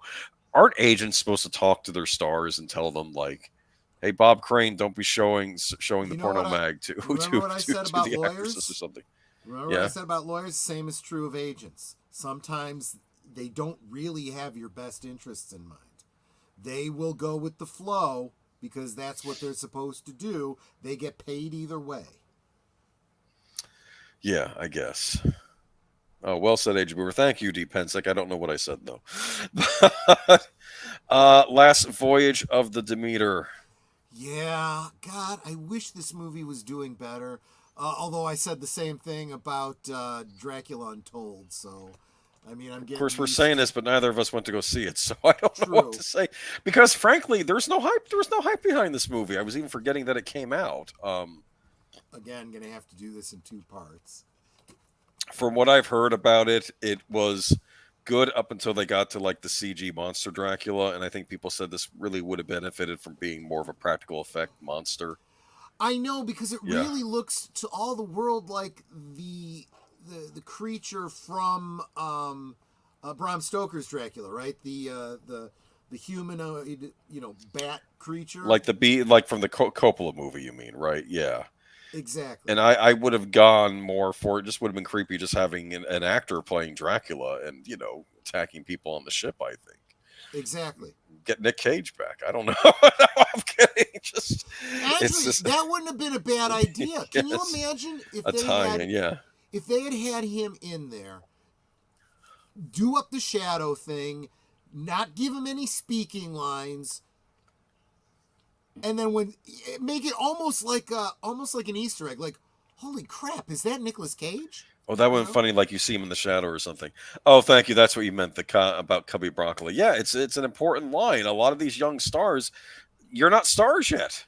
And even with Brie Larson, I'll say this: while she was acting terribly, like she wasn't a movie star, she was a known actress. She did win even a Best Picture Oscar, so that might have been partly where she got her big head from. I don't know where Rachel Ziegler's getting her big head from. And you haven't proven yourself yet. This is a wise. It does sound very much like the Lazenby thing. You assume that you're a star because you were given a starring role. Yes. And in this case, like 2 starring. This is her 2nd starring role, right? But I feel like the wise person is intelligent enough to realize that no matter what I have achieved, no matter how big I think I am, I'm only as big as the last film I did. There are a lot of people who have won Oscars, and that was the end of their career. Yeah. That happens. Last Voyage of the Meter. Last Voyage of the Meter flops with $6.5 million. Barbie keeps her crown with 4th weekend with $33.7 million. Barbie, the movie that has, I think I made that joke last week, it has legs, but I don't get it. Again, everything I've heard about that movie, it wasn't made for you. it really wasn't. It's made for one sex of the audience, and I'm assuming that's who's giving it these numbers. I just don't get. I don't get the phenomenon. I don't get it. The wild thing about it is not only has it done well in the U.S. with over $560 million, it's done even better overseas with over 711, going on 712. I'm sure it did well in Sweden.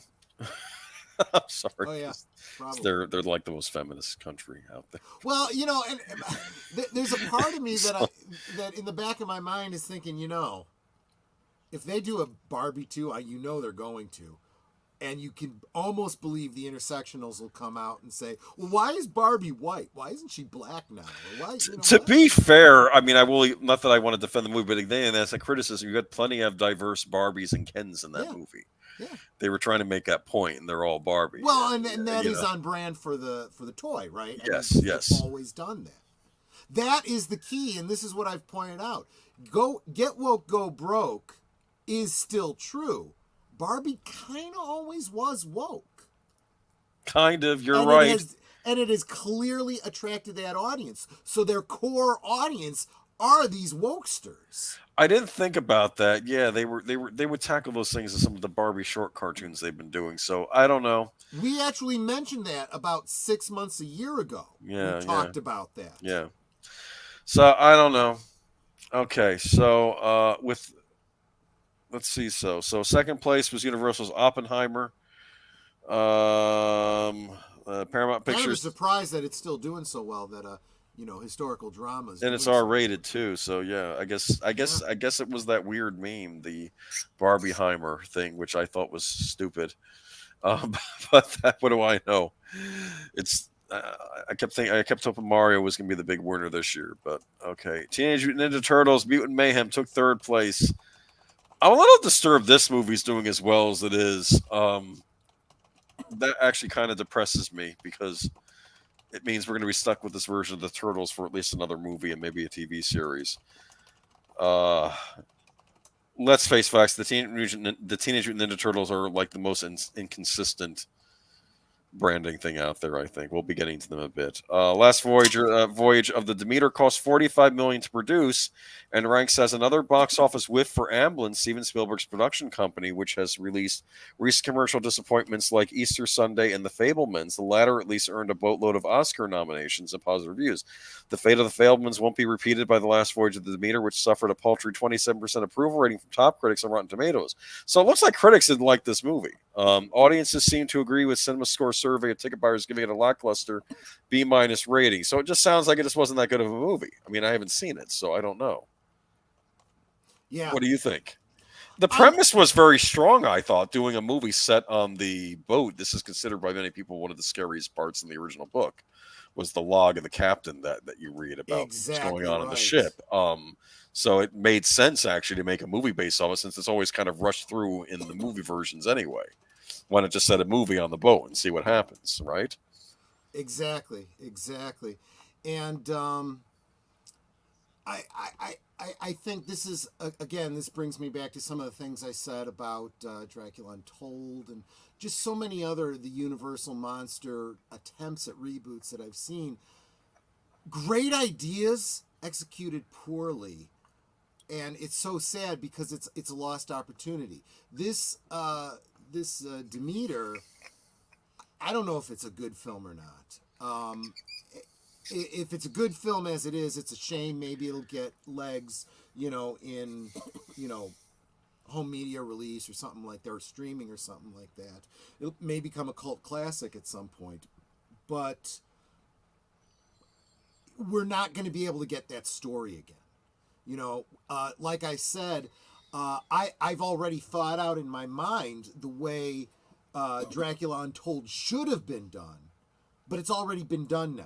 It's been done and ruined, and it won't be done right again. So we got what we got, and it's a shame. And so here's just yet another Universal Monster attempt that is not going to pay off. I don't know why they can't get their act together. Like, I feel like at Court Universal, they understand that they're monster movies from the 30s. They're always reselling and repackaging them. They know they have an audience, but they can't figure out a way to resell them or redo them for the modern audience. And I don't understand why. Not that I like the term modern audience anyway, but, Yeah. And... well, and here's the other thing, too. I mean, I feel like horror films tend to be evergreen. So I think people will go see even bad horror films. So what happened here? I don't know. I do feel like there was a marketing lapse here too. Obviously, we knew about it because we kind of follow these things. Also, I'm really keyed in with the horror community, but I don't know. Was this on TV a lot? I don't watch TV anymore. I saw a trailer for this movie when I saw the new Mission Impossible, and that was it. Ouch. That's a bad sign. And not even on YouTube. Like typically when you click on a video on YouTube, you get bombarded with ads. I don't remember seeing an ad for this movie. Yeah. I saw other people talking about it, like YouTubers talking about it, but I didn't see the actual company, Universal, doing any advertising for it. Now, maybe I don't know. Maybe they just didn't. Maybe they were showing ads for it, and I just didn't notice them. But it just doesn't make any sense to me. I do think that, again, it was a $45 million budget, which I think is good. I think studios need to be keeping these budgets more absolutely down to earth, and very, very true. And that's something we also oftentimes said about horror films. Horror films do tend to have lower budgets, which makes them much easier to be profitable. Yeah, and just make it good and creepy. Now, like I said, I haven't seen this, so I can't comment on its quality. But here is the other shoe dropping on this. Mm-hmm. It didn't do well, and now I would say as a result, The Last Voyage of the Demeter release delayed indefinitely in the UK. You know what that means? Hey, streaming exclusive for you Peacock subscribers, or whatever they call Peacock in the UK. Which means $0 more for it. Either way, it's not being released to make more money in the UK. Magpie Network. I don't know. Whatever they call it over there in the UK. Right. I don't know. But yeah, I mean, considering this is I want to argue it's a British novel, right, Dracula? So this should be right up their alley, but I don't know. Not only has the movie sunk beneath the waves of the U.S. box office despite being exciting claustrophobic horror, it's not able to do much better elsewhere, as the studio buyout has smashed its release window to splinters in other countries, including the UK. The movie, which adapts the 7th chapter of the Dracula novel, was set to arrive in UK theaters this week, but was quietly pulled from release schedules. While part of the problem may have well been the poor performance of the film in the US, there's a bigger factor to play that Slash Film brought to light. Last month, UK distributor E1 announced it was shuttering all operations in the country, which was followed by its parent company, Hasbro, announcing it was selling one off to Lionsgate for a cool $500 million. That, of course, followed by Loves, and with Lionsgate having effectively his own distribution channels in the UK, that effectively killed off E1. What does that have to do with this? Sorry, maybe did I paste from the wrong article?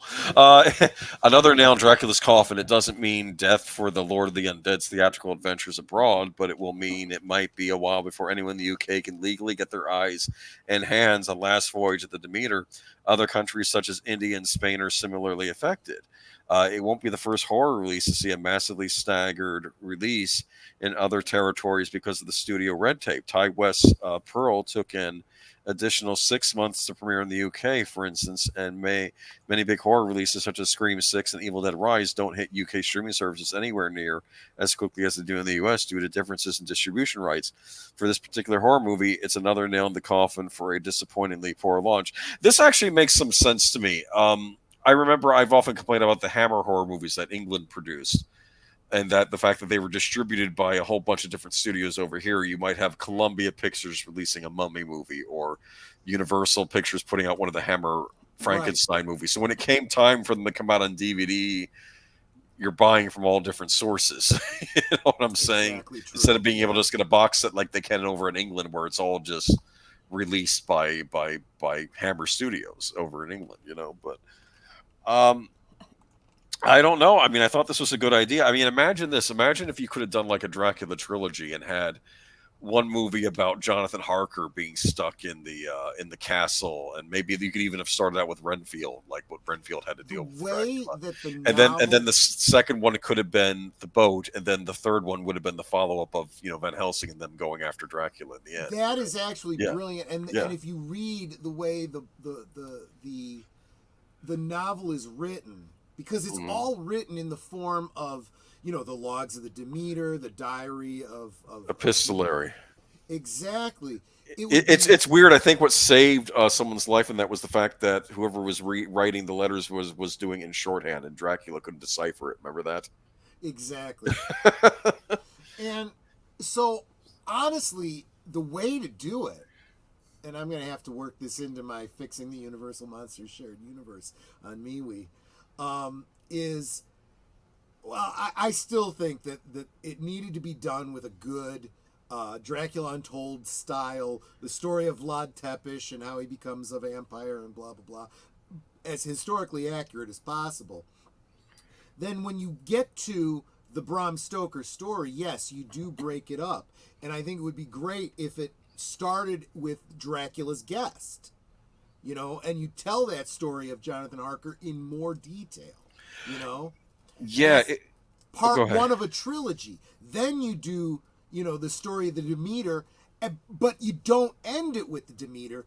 That's like the denouement, and the epilogue-ish type thing is all the deaths that start happening in London. You know, like a Jack the Ripper type frenzy, because that's kind of what's depicted in the story. Yeah. You know? And then you kind of back up and you have Jonathan Harker coming back, you have Lucy and Mina and their story, and that's your third story.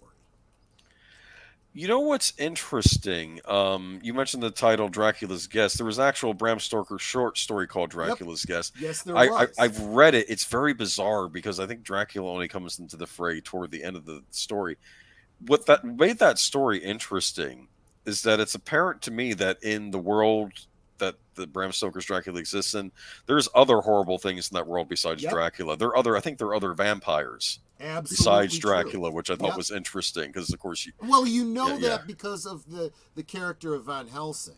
He's like the expert on this lore and whatnot. Yeah, because I think the guy originally starts out, he's in some kind of Eastern. I don't think he's in Romania. He's in some other country where he's having to deal with I guess the undead. It's a very creepy little story. It takes place in wintertime.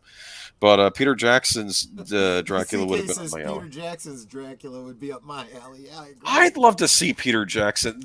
Talk about who they should put behind some of these Universal monster movies. Exactly. Hire Peter Jackson. And you know who else? What's his name? Del Toro. Yeah, Guillermo del Toro. Absolutely, he wanted. That's why we got the Shape of Water, because he wanted to do The Creature from the Black Lagoon, and they didn't let him. Yeah, Shape of Water was a weird one. Did you see that one? I did. There was one scene in it which I have to admit I burst out laughing in the theater when the girl is talking to the main actress and talking about the relationship they have. How does that work? Is that the one? No, it wasn't that scene. It was when what's his name? I think Michael Shannon's character. He goes over and he's going to buy a new car, and he says, "You're a man of the future. I'm a man of the future," and I busted out laughing because I don't know what kind of car he's buying. It's whatever was popular at the time, and I'm thinking, I don't know why that made me bust out laughing, but don't we all want to be men of the future, right? I don't. Never mind. Anyway. I'm not sure. I really enjoy being a man of the present. So that's the problem. We're supposed to have flying cars and robot servants, and I don't want flying cars. I mean, people can't even drive in 2 dimensions. You want them flying over your house? No, we'd be having cars flying into people's houses. Wouldn't that be interesting? Yeah, exactly right. I'm fine with the way it is. I don't know. I'm telling you though, they need to get working on these Universal monster movies because I want Frankenstein versus Wolfman, and they need to make it a full-on musical, musical because of that musical number in Frankenstein versus the Wolfman or meets the Wolfman. That's right. It has the Festival of New Life, and there's a musical number in it. And I'm like, this shouldn't work, but it does. It does. It absolutely does. You're absolutely right. Remember poor Lon Chaney sitting there, and the guy says, "And you will live eternally." And he says, "I don't want to live eternally." Why did you say that to me? I live eternally. I just keep killing more people. I want to die. That's what his whole thing was. Yeah, the Wolfman really is the most tragic, I think, out of all those monsters. Don't you think? In a way, the way that Lon Chaney Jr. played it, absolutely. That was a curse, and he played it as a curse, you know. And that's that's, it's funny. He did I feel like his portrayal of the werewolf was a better Jekyll and Hyde than Jekyll and Hyde. Yeah. Well, it depends on which Jekyll and Hyde you're talking about. Okay. I like the Frederick March one. Mm-hmm. And then I think they did a Spencer Tracy one, which wasn't as well received. And that's weird because Universal didn't do a Jekyll and Hyde. That was Warner Brothers. I was going to say, and you also have to be, I guess when I say it, I'm talking about the pop cultural image of what Jekyll and Hyde is. Because if you really read the Stevenson, novel, neither one of them was really great. Dr. Jekyll wasn't a great guy either. Well, yeah. And he was using his formula as an excuse to be Hyde. And it really was an analog for, like, drug addiction. Interesting. But I think that we have come to think of Jekyll and Hyde as the kind, good-hearted side versus the animalistic evil side. And that's why you get, like... The Incredible Hulk, and I'm specifically referring to the CBS, Lou Ferrigno and Bill Bixby series, where it was, very clearly meant to be, that Jekyll and Hyde kind of concept. And I think there's a lot of the same sorts of emotions. I mean, you think of Bill Bixby and the Hulk and, the Lonely Man theme and stuff, and you get a lot of that from Lon Chaney Jr. and the werewolf. Well, Star Trek did that though with Hyde, with Captain Kirk splitting into two Kirks. Remember that one?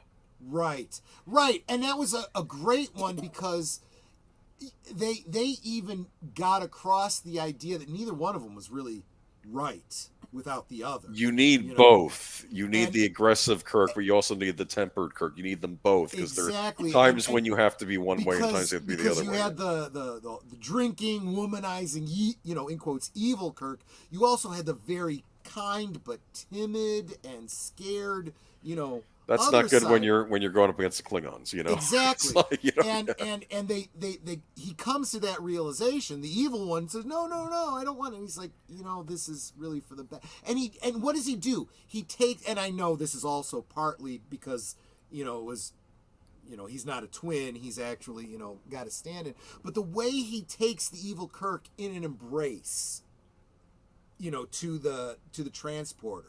Yes. Like a brother that you're trying to take care of, or yes. like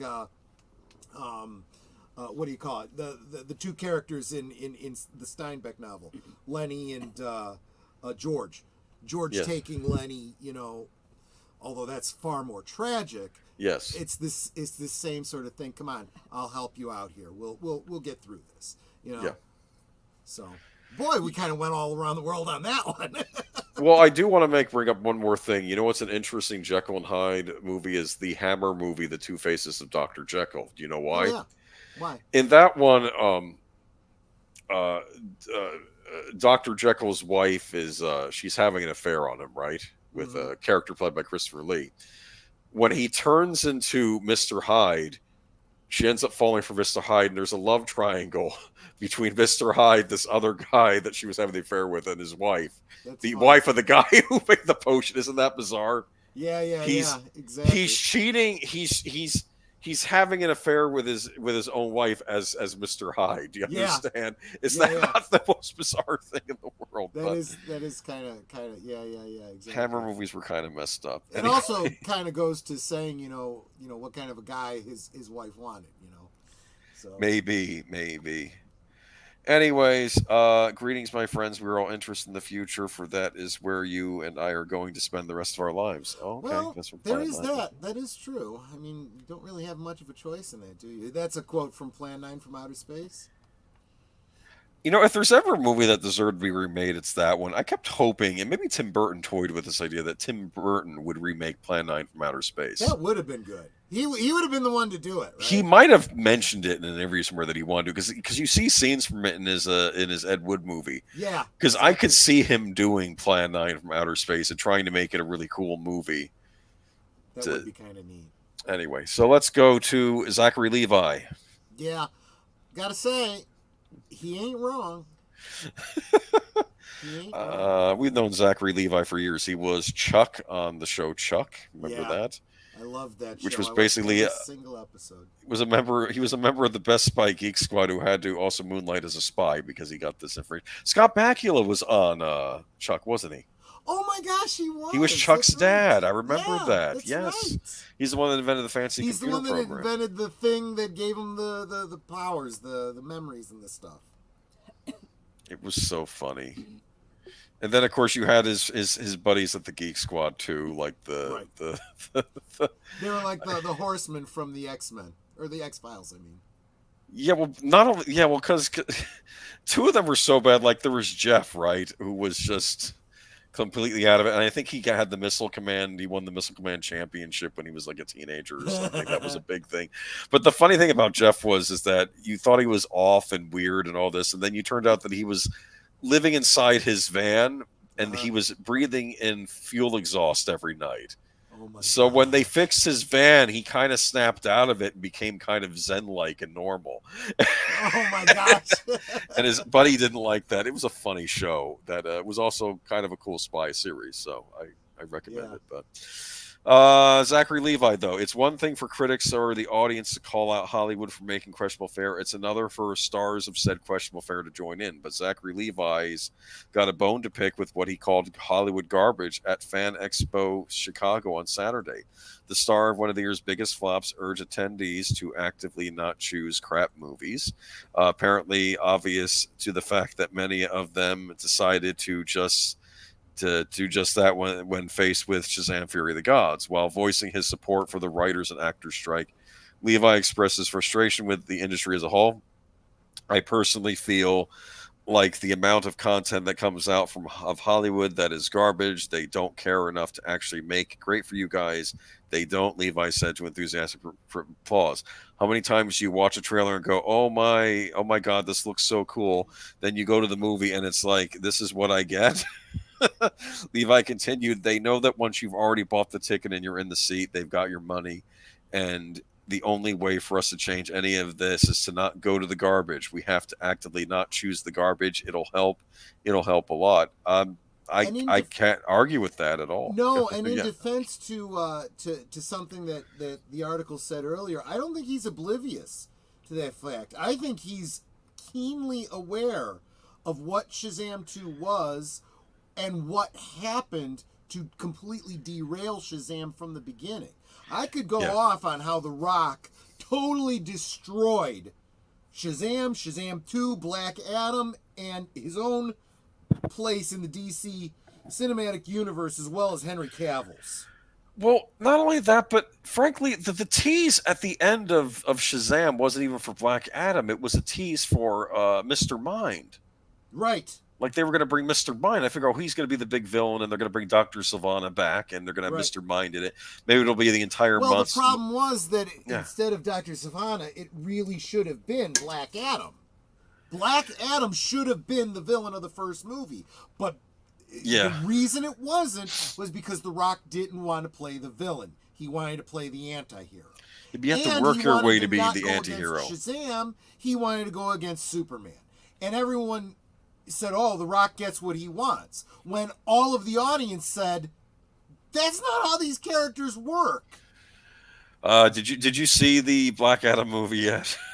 I did, yes. No, I'm sorry, I take that back. I did get it on DVD, haven't yet watched it. Okay.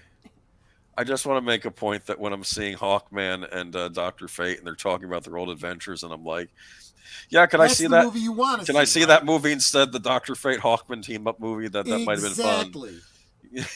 Instead we just I did see a commentary on it. The guy giving the commentary was like, you really get the impression, without having seen their adventures, that they have history together, and you care about these characters. Yes, I would have liked to have seen. Yes. He juxtaposes with the other two, the Atom Smasher and the what's her name, and it's like, and these two are there for why? I don't know. You never care about these two characters, you know. They're like the new recruits. It's another weird thing where like the kid gets the suit from Fonzie, who I guess has a brief cameo, says, "Don't mess up my suit," and I'm like, "What's that story? Can I figure that out?" No, because we don't bother. We just throw things at you in the DCEU and expect you to figure it out. That's the other problem. It's that whole. Yes, we understand you want to set up other movies and other things and whatnot, but you can never do that at the expense of the story you're telling right now. It's all anyway. I'll have to get your opinion on it when you do eventually see it. But yeah, speculating on the future of the Shazam franchise. Spoiler: not looking great. Levi bemoaned the critical reception to the sequel to the 2019 hit. The audience score is still quite good, but the critics' score was, I don't know, very oddly and perplexingly low, and people were insanely unkind, he said last month after previously blaming the movie's marketing. Listen, I've been a part of things, and as much as I wish they were good, I know that they're okay. I know that they missed a lot. I'm not saying Shazam Fury of the Gods is some perfect Orson Welles masterpiece, but it's a darn good movie. Well, I'd expect him to say that. In defense, I haven't seen Shazam Fury of the Gods yet. Yeah. I was mixed on the original. There were things I loved about it and things I thought they could have worked on more. That's how I felt about the original Shazam. I thought he was fine as Captain Marvel, though. I had no issue with him playing Captain Marvel. In fact, a lot of the lead actors, oddly enough, in these DC movies playing the superheroes, I don't have a huge problem with, except for the wonderful Flash actor. Another comment here. CK said he has a black friend by the name of John Dorsey. Yeah, we sat and we chatted at his wedding recently, and he hated that the new Hawkman was black.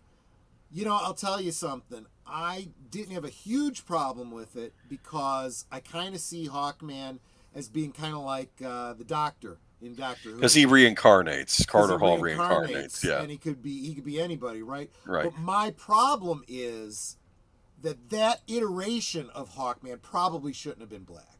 He probably because you think about it, that story would have taken place a generation or two ago. Right? Give him the Carter Hall story as the white guy, right? And then actually what would have been great is he dies, right? And then he's reincarnated in a later movie. As that, and this time as an alien from Thanagar, right? Oh, interesting. Yeah. And if he's black, he's black. Whatever, That's how it should be. It kills me because there are no black heroes in the DCU. Make movies with Jon Stewart, Steele, Mr. Terrific, etc. Rather than changing characters, they say Wally West. I did, to be fair though, I did like the actor they cast as Hawkman, so maybe they should use him in one of these other parts going on. I mean, for heaven's sakes, you recast the same actor to play Captain America that played Johnny Storm, so you can do it. He seems like a great actor. I'd love to see him do something. So I'd like to see him in more stuff. But again, and he looked like a pretty big guy. He could probably play like John Henry Irons. I think so, yeah. So I could see him maybe showing up in other movies. But yeah, it's I don't know. And where was Mr. Mind? You promised us Mr. Mind. You have a bad habit, DC, of promising us movies and sequels. Like you made a big deal at the end. Well, not to the degree that DC does. Yeah. I heard they were finally going to bring the leader into something. He might be showing up in the Thunderbolts movie. It's too little, too late now. This is like finally getting the Scarlett Johansson film. It's like nobody cares anymore. We've already moved on. Here's what happened. Something happened with that Incredible Hulk project where the producers someone didn't like Edward Norton. Yeah, I don't know why. I heard he was hard to work with, yeah.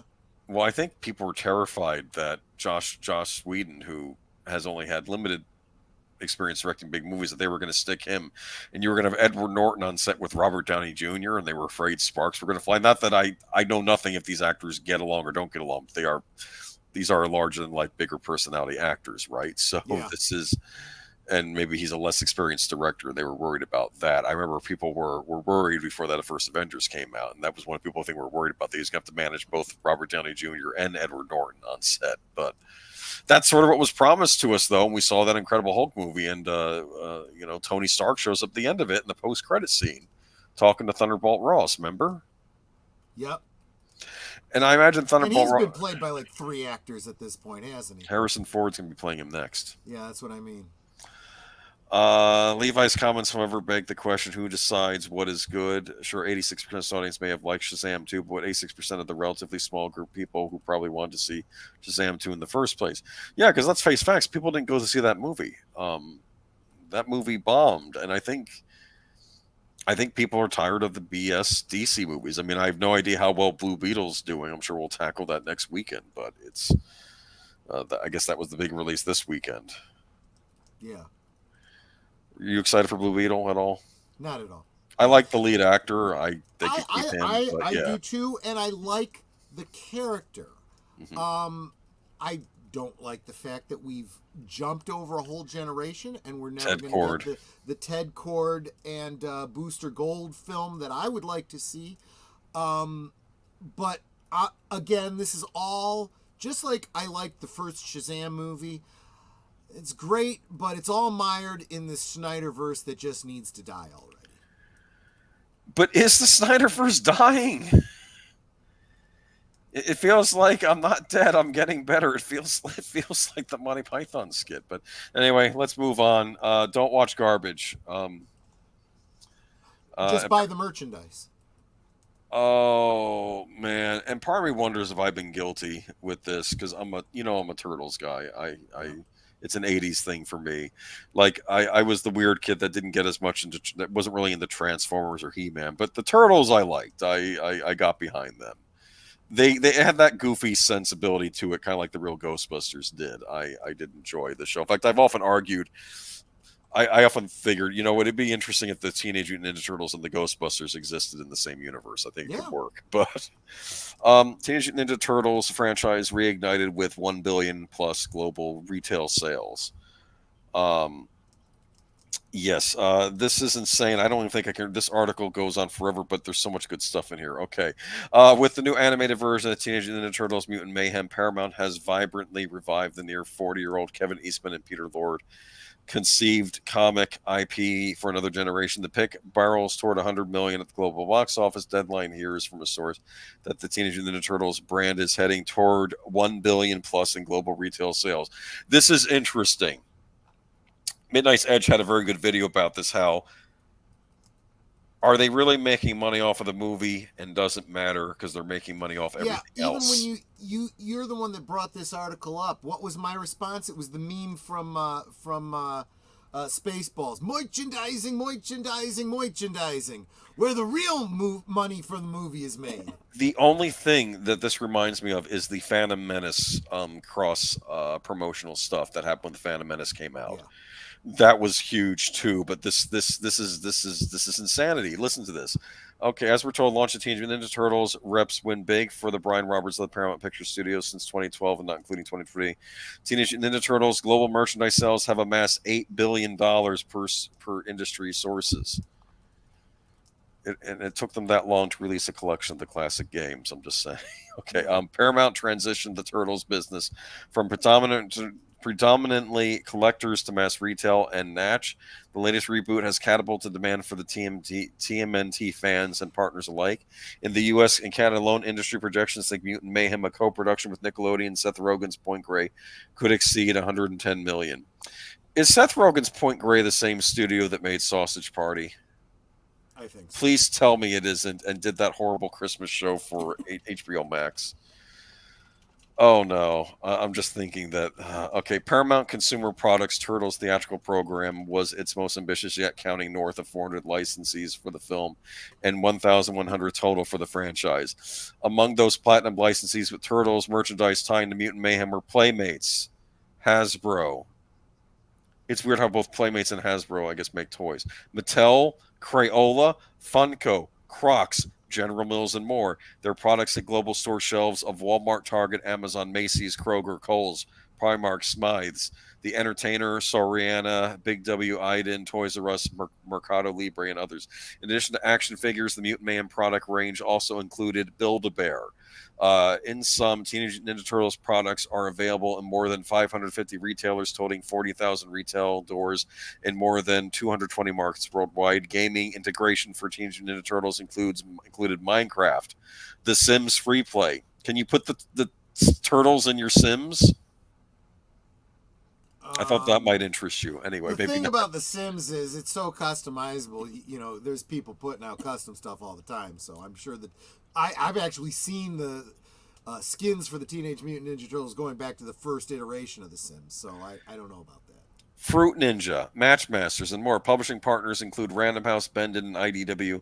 There was a launch of Teenage Ninja Turtles Battle Nut Tycoon on Roblox from Perigee Game Division in partner with Game Fans. So what, they just add these turtle licensed characters into the games, and that's more money for this licensing out, I guess. Paramount Global delivered 500 million impressions for Teenage Ninja Turtles across CBS, adult networks, and social. TMNT marathons aired across domestic Nick channels.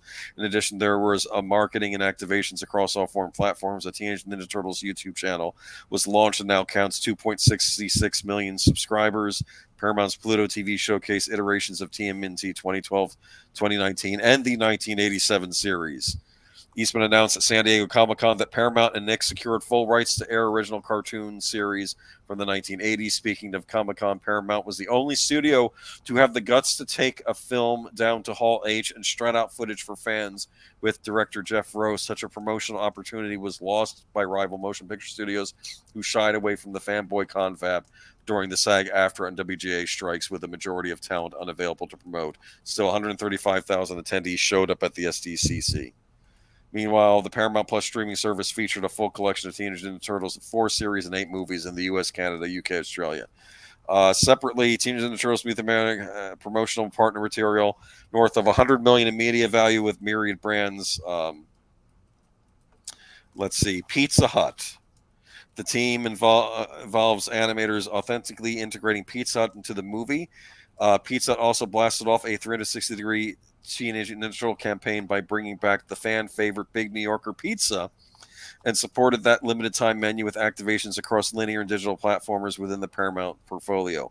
There were 4 media spots, including a 30-second custom animated spot. In addition, there were custom pizza boxes featuring an app-mobile gaming experience. There were also Teenage Ninja Turtles co-branded pizza vans that passed out pizza to fans at San Diego Comic-Con and other high-profile events across the country. And apparently there's a mutagen pizza in Australia. I don't know what's on that thing.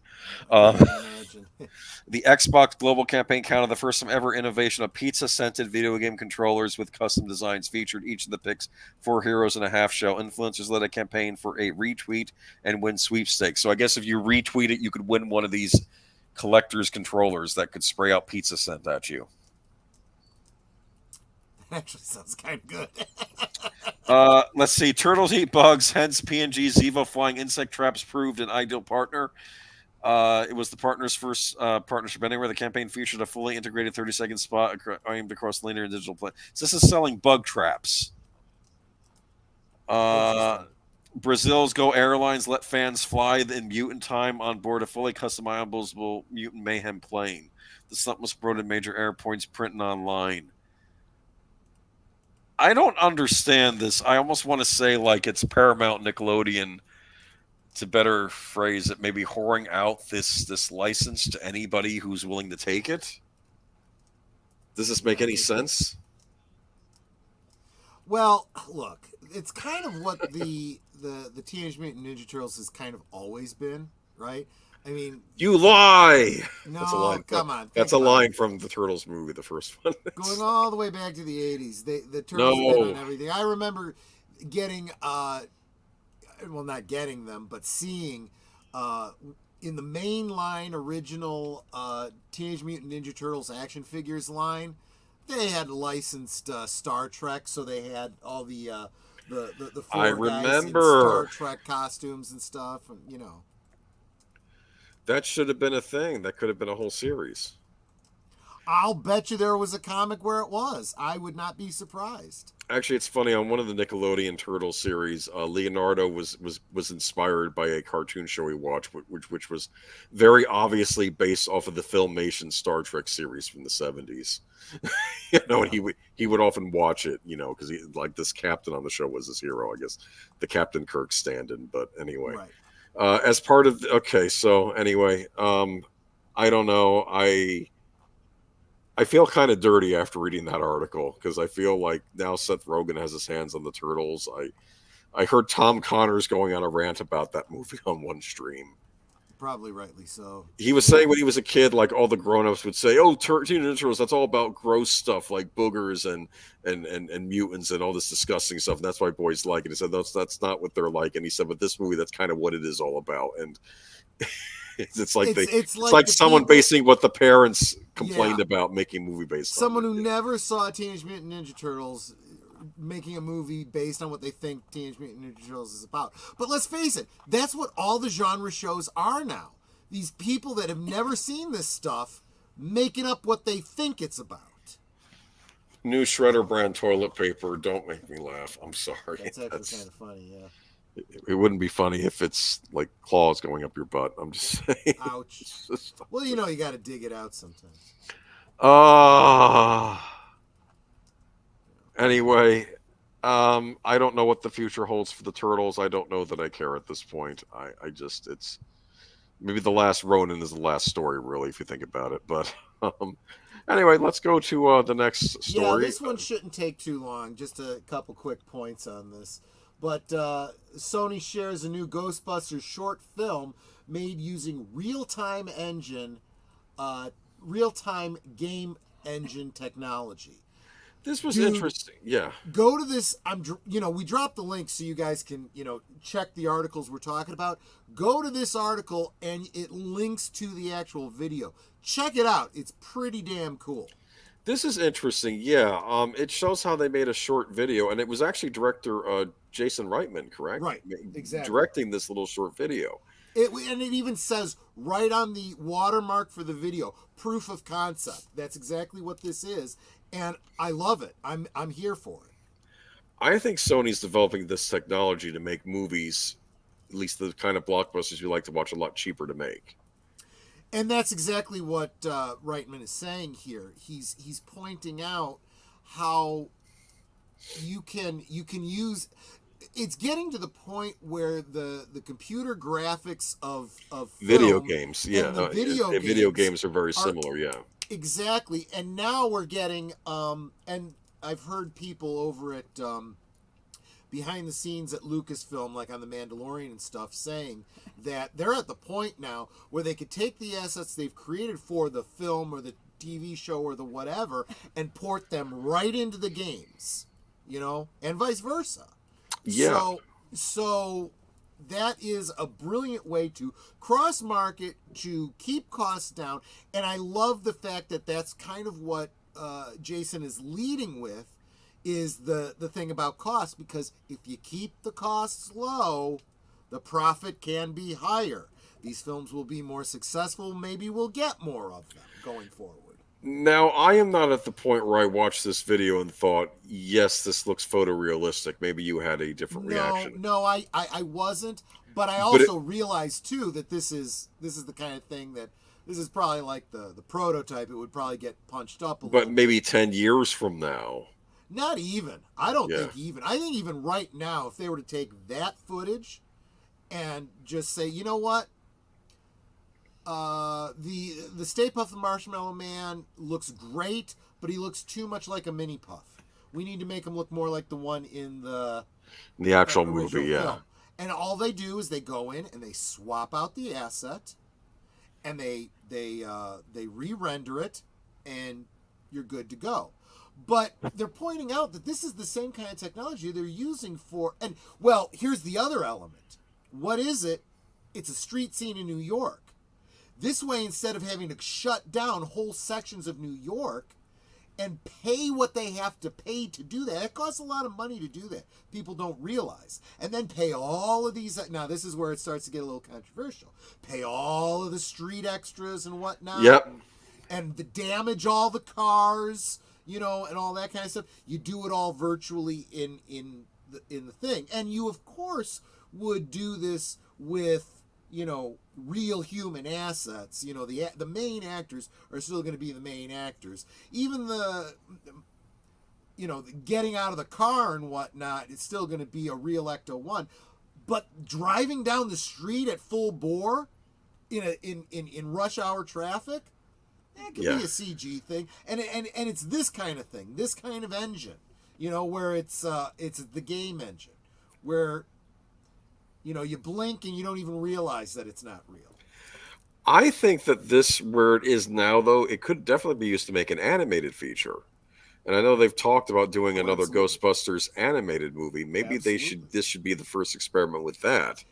Maybe it is. Yeah. Because remember, it is Ghost Corps that is looking at doing that cartoon that you just mentioned. So could very well happen. So we'll see. It's a very neat little video. You should check it out. And I don't know. I think Continuum Chronicles mentioned that it's. I thought it was odd that they dropped this while the strike is going on and all the worries about AI. Well, I don't think it's strange at all. I think they're think it's a warning. I think they're letting people know. Well, and maybe not. Maybe I'm being too Machiavellian about it, but I think this has been happening for a while, and it might partly be why, you know, the people on strike are concerned about it. But at the same time, it's already here. It's been here. You know, we've been talking about this. You and I have been talking about this on this channel for years now. You know, where I said there's going to come a point where, you know, they're just going to have stand-ins. You know, if you absolutely have to have friggin' Harrison Ford playing a young Indiana Jones, that's what it's going to be. You know, I personally would rather see him recast, but we're getting to the point where they can do whatever the hell they want. You know. So we'll see. Real quick, wanted to say hi to Logical Spock. Thanks for stopping by, my friend. Oh, you're just in time for another Alec Baldwin article. Yeah, now we're going to talk about Alec Baldwin. He could be charged again in the Rust case, and report finds trigger was pulled. Go ahead and read this. I got to step away for just a brief moment, but I've been following this case really, really close, so I know what's going on here. I'll be right back. So Alec Baldwin could once again be faced manslaughter charges after a forensic report released Tuesday found that his Colt 45 revolver would only fire if the trigger was pulled. Baldwin was initially charged with involuntary manslaughter in the October 2021 death of cinematographer Helena Hutchins, but the charge was dropped after the defense noted that the gun had been modified, which raised doubts about whether it was working properly at the time of the shooting. Baldwin has denied that he pulled the trigger. Hutchins, 42, was killed after being struck with a live round on the set of the film Rust near Santa Fe, New Mexico. The special prosecutors on the case, Kerry Morrissey and Jason Lewis, commissioned a new forensic examination of the gun and have noted and have been waiting for the results before deciding on where to refile the charges. The report by Lucian and Michael Haig was submitted to them earlier this month and released Tuesday in a public court filing. The experts reconstructed the gun, which had been broken during the earlier testing by the FBI, and concluded that it could only have been fired by a pull of the trigger.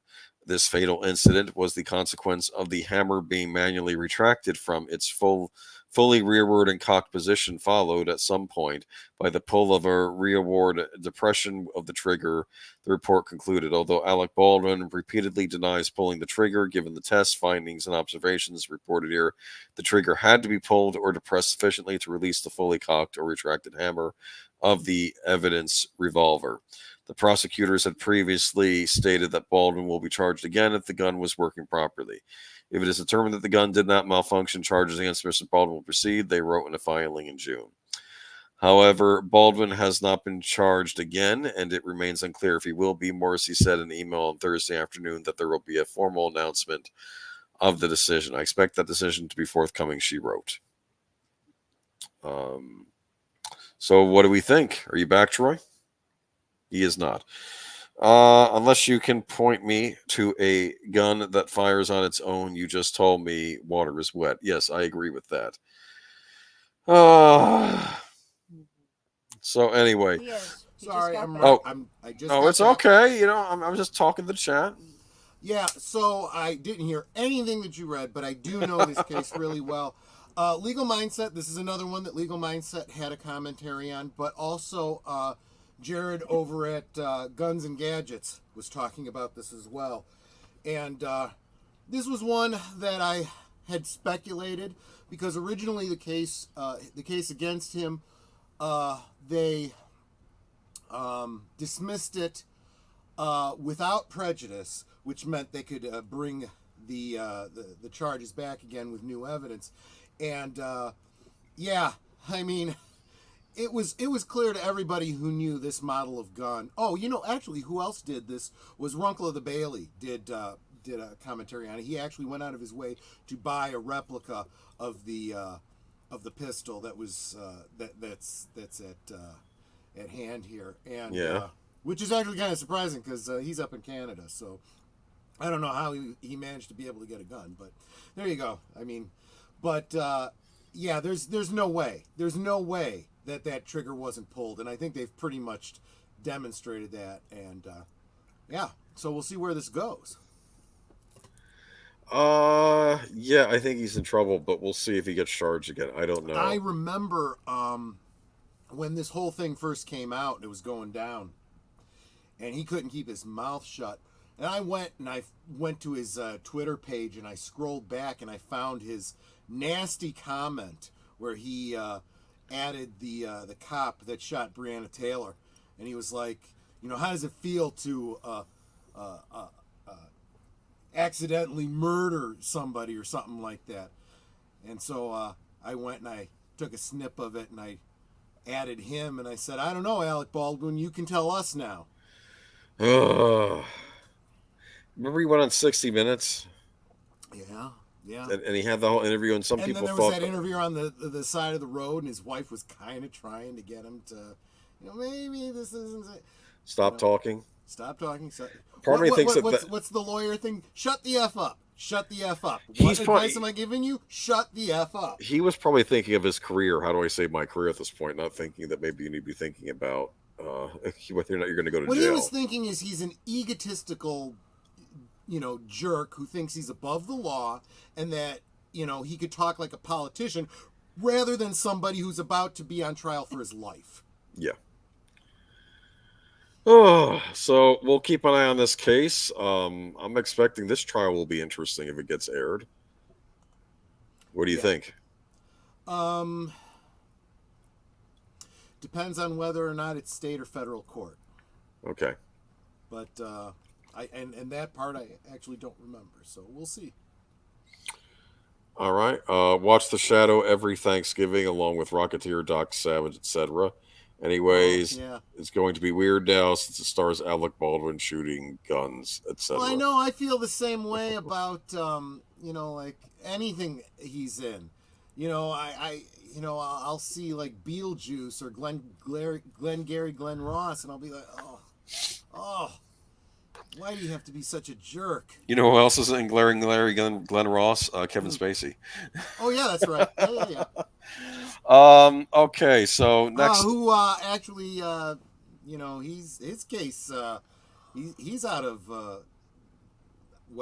The case is done now. It is okay. He's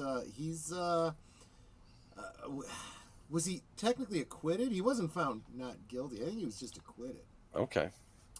And interestingly, that's in British court. So, we'll see whether he's still got a history or he's still got a future in Hollywood. But, no, it's over. I don't know. I mean, this is Hollywood we're talking about. That's. Yeah, but at this point they've moved on. They'd be too afraid to put him in a movie now. I think that's what happened. I mean, I don't know if it ruined that final season of that Netflix series that he was on, the House of Cards, but he didn't get to be in that final season. So I don't know. So speaking of Netflix, let's move on to the next article. Yeah. You may not have a dog in this fight. I don't know. You ever see Scott Pilgrim versus the World, the movie? I've seen parts of it. Okay. So, in the recently unveiled trailer for Scott Pilgrim Takes Off, the indie band Sex Bob-omb is back. I should know this since I'm a Mario fan, but anyway. But this time they are animated. Netflix has released the first look at its upcoming UCP-produced Scott Pilgrim anime, which takes the voices of the beloved 2018 Edgar Wright film Scott Pilgrim vs. the World and brings them to an animated series that uses the style of the Brian Lee O'Malley original graphic novels on which the movie was based. Scott Pilgrim tells the story of its eponymous hero, Michael Cera, a Toronto 20-something musician who falls for a mysterious woman named Ramona Flowers, played by Mary Elizabeth Winstead. Alas, in order to date Ramona, he has to defeat her 7 evil exes. The teaser for the new show features scenes and characters that will be familiar to the fans of the film. Among them, the aforementioned sex bomb rehearsal, as well as Scott and Ramona's chat on a swing set in the snow. Wrights is executive producing the show along with O'Malley and Ben David Grabinski, who are also serving as writers and co-showrunners. In addition to the beautiful animation, the big draw is the voice ensemble, which reunites the film's cast, many of whom have only risen to fame since its original release. Indeed, the group now includes an Oscar winner, Brie Larson. She played Scott's evil ex, Envy Adams. A Marvel superhero, Chris Evans, and multiple Emmy nominees, Aubrey Plaza and Kieran Culkin. On top of that, those names, the show will feature Allison Pill, Anna Kendrick, Jason Schwartzman, Mai Whitman, Johnny Simmons, Satya Baba, Mark Webber, Ellen Wong, and Brandon Routh. The 8 episodes, I'm assuming Jason Schwartzman will also be. Oh, I did mention him. Okay. The 8 episodes drop on Netflix November 17th. I'm curious about this show. Is this going to be the entire book series they're going to convert into a series? But it's only going to be 8 episodes long, because that was, I think, like, I don't know how many volumes that comic book series was. I think it was like, went up to like 6 or 7 volumes. I think it was 6 volumes. So it's, in fact, I believe it was still being written when the movie was being made as well. I don't think he had finished the book series yet. Mm-hmm. So I don't know if the series is going to follow the graphic novel more closely than the movie did. I do love the movie, though, myself, though. I know maybe some people are split on that, but yeah. When I saw the animation style, I was like, I don't see any reason they would have to follow the movie, you know? Well, the movie, again, I'd always meant to get around to reading the graphic novels, but I got busy with other things. But they do look in that style, which is, I think, inspired by video games like River City Ransom. I think the writer of that, because Scott Pilgrim exists in a world that has video game logic. So right, and I think it's funny. Yes. Yeah, there's a scene in the movie where like he says, "What are you doing, Scott? I'm getting a life," and you see him grab, I guess, like a 1-up, like a token, like a 1-up token, right? And he gains an extra life, which becomes useful when he gets killed at the end of the movie. But then he gets to redo the last battle because he had an extra life. Remember that? It was. Oh, you didn't see the movie. I'm spoiling it for you. Never mind. No, that's okay. That's okay. Yes, Jason Schwartzman. I have such a long list as it is, you know. No, but I like that movie. If you like Edgar Wright movies, I think you'll like that movie. He does. Yeah. Mm-hmm. This one is takes place in Canada as opposed to a lot of his movies take place in England. But it's a.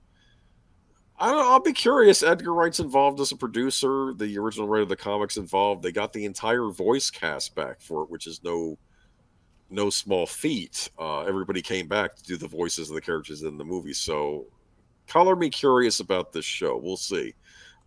Again, I don't know why it's only 8 episodes. I figure they could maybe go on longer, unless maybe this is just a season 1. Yeah. I don't know, but we'll see. Yeah, but, I mean, I'm sure it depends on how popular it is. You know, Brandon Routh is too good for this cast. He was incredible in that movie. But he is so down to earth. I feel like he may actually be selling himself short. I think he could probably be doing much bigger and better things, but I think he's just enjoying what he does. Canada is just maple flavored England. Yeah, perhaps. Kind of true. It's funny because Mary Elizabeth Winstead's character, Ramona Flowers, she's American, and like there's a scene in it where she checks herself when talking. Was I being rude? Because I guess Americans can sometimes seem rude in Canada or something. Yeah. So she was checking herself. It's a fascinating little movie. It reminds me of all the best parts of my own childhood, and I'm kind of excited about this series. So we'll see. I have the 4K in my famous unwatched stack, in my unwatched stock. This movie, for me, this movie was great fun. Especially, like the garage band sound of the music and all the various video game references that are very clever video game references. They're under the surface. In fact, this movie has Easter eggs like the Super Mario Brothers movie did. They're just not obvious Easter eggs. Like, for instance, when there's a battle of the bands and they're going up against this set of twins, set of twins with their music and sound waves, these 2 Chinese dragons emerge. And of course, that's a reference to the video game Double Dragon. Right. So Scott's band makes a giant gorilla emerge with a barrel. What's that a reference to? Donkey Kong. Yes, exactly. but it's not exact. It's right. So it's neat. But it's funny though. They did have to get licenses for using certain things. Like they used the Zelda lullaby theme in the Scott Pilgrim movie. Of course, they had to get special permission from Nintendo to use that. Right. That makes But sense. Nintendo allowed them though. It's a great little film. I'm curious about this series. We'll wait and see. I did like the trailer. I think the artist Beck has made a new song for the show because I think he did songs for the movie, and I think this show will probably have a new soundtrack. Because I actually like the Scott Pilgrim soundtrack as well. It was a big music movie too. So I don't know. have the 4K in my famous unwatched stack. I know it's hard. There's a lot. For all the complaining that we do about bad films, there's a lot of good films that have already come out that we can be watching right now. I didn't like it to be. It was like millennials trying to make Sin City or something. I know there are people out there that literally hate this movie. I'm younger Gen X, so maybe I'm closer to millennials than I think. My point is, yes, I know that millennials are not like they are portrayed in this movie, but I don't know. I found everyone neat, and what I like about it is all of these characters. What's the word I'm looking for? Are they flawed? Like Scott Pilgrim kind of plays off at being the good guy or the nice guy, and he's kind of a jerk in the movie. Yeah. You have to watch it to see. Michael Cera, it's funny, I was not a fan of his before this movie, but this movie made me appreciate him because he's so good in it. But I was born in 76. I'm 77, so you're a little older than me. 71, so I outrank all of y'all. I don't know. I enjoyed Scott Pilgrim, but I know it's not for everybody. But now we're going to get to our final article of the night, and this is a kind of a warning. Tron Ares filmmaker. I'll go ahead and post this because I don't think you have it. Oh, yeah, I didn't have it in my notes. Thanks, man. This was a late addition Troy decided to throw in there, like we didn't have enough to talk about tonight. Anyway. It seemed like a little bit shorter a thing. I didn't think it would go as long as it did. Yeah, Tron Ares filmmaker Joaquin Ronig says the pic's shut down with 150 plus people laid off due to the strikes, urges studios and guilds to speed up the negotiation process. In other words, get your crap together, man.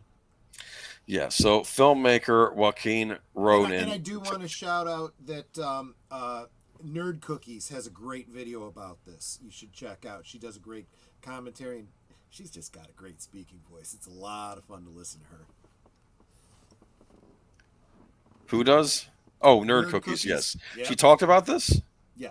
Okay. Yeah. I'm a big Tron fan. I would like this movie to be good.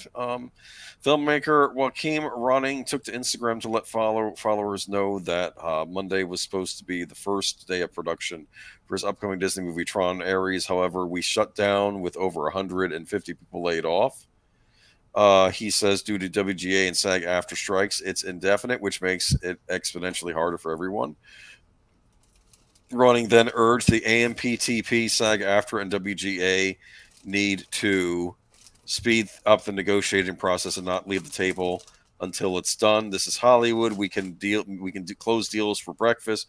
Why do we suddenly have all the time in the world when every day is so precious? These tactics are extremely frustrating. It's time for diplomacy so we can get back to work under conditions that are fair to everyone. Deadline sources inform us that productions on Tron Ares is merely paused until both guilds return to work. The plug hasn't been pulled on the Disney threequel. The WGA and AMPTP recessed talks on Friday with plans to resume them soon this week. The WGA let guild members know that the negotiating committee received a counter proposal from the AMPTP while it's in the midst of evaluating it. Tron Ares casted before the SAG after strike with Jared Leto, Evan Peters, Greta Lee, Sarah Desjardins, Cameron Monaghan, and Jodie Turner-Smith. I'm not hearing anything about the actors from the other Tron movies being in this. The third Tron movie, penned by Jesse Whitgo and Jack Thorne, follows Leto's computer program Ares on a journey from the digital world to that of humans. In his post today, Renning said of the next Tron coincidentally is about an important deal point in the labor talks. A pick subsequently about AI and what it means and takes to be human. Yeah. The director further emphasized AI needs to be regulated. There is no doubt about the threat technology poses to all creatives. Running, whose movie Kon-Tiki was nominated for Best Foreign Language Film in 2013. I saw that, I think. That's actually a rather good movie.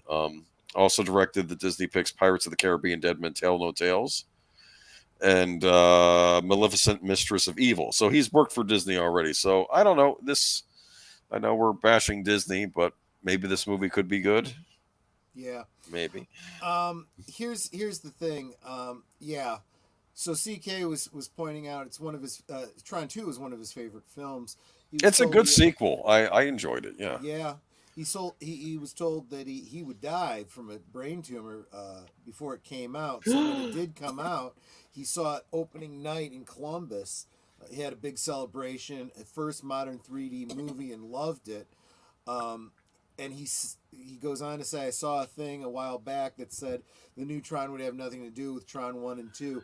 That's my big problem. Oh, forget it. Because I'm done. I do like the ideas for the story that they're putting forth with Ares. My problem is I want to know what happens with those characters from the end of Tron 2. I'm not liking the sound of this now. And you notice how... Yeah. And I don't need Tron and Flynn to come back. I want to see what's her name? Cora.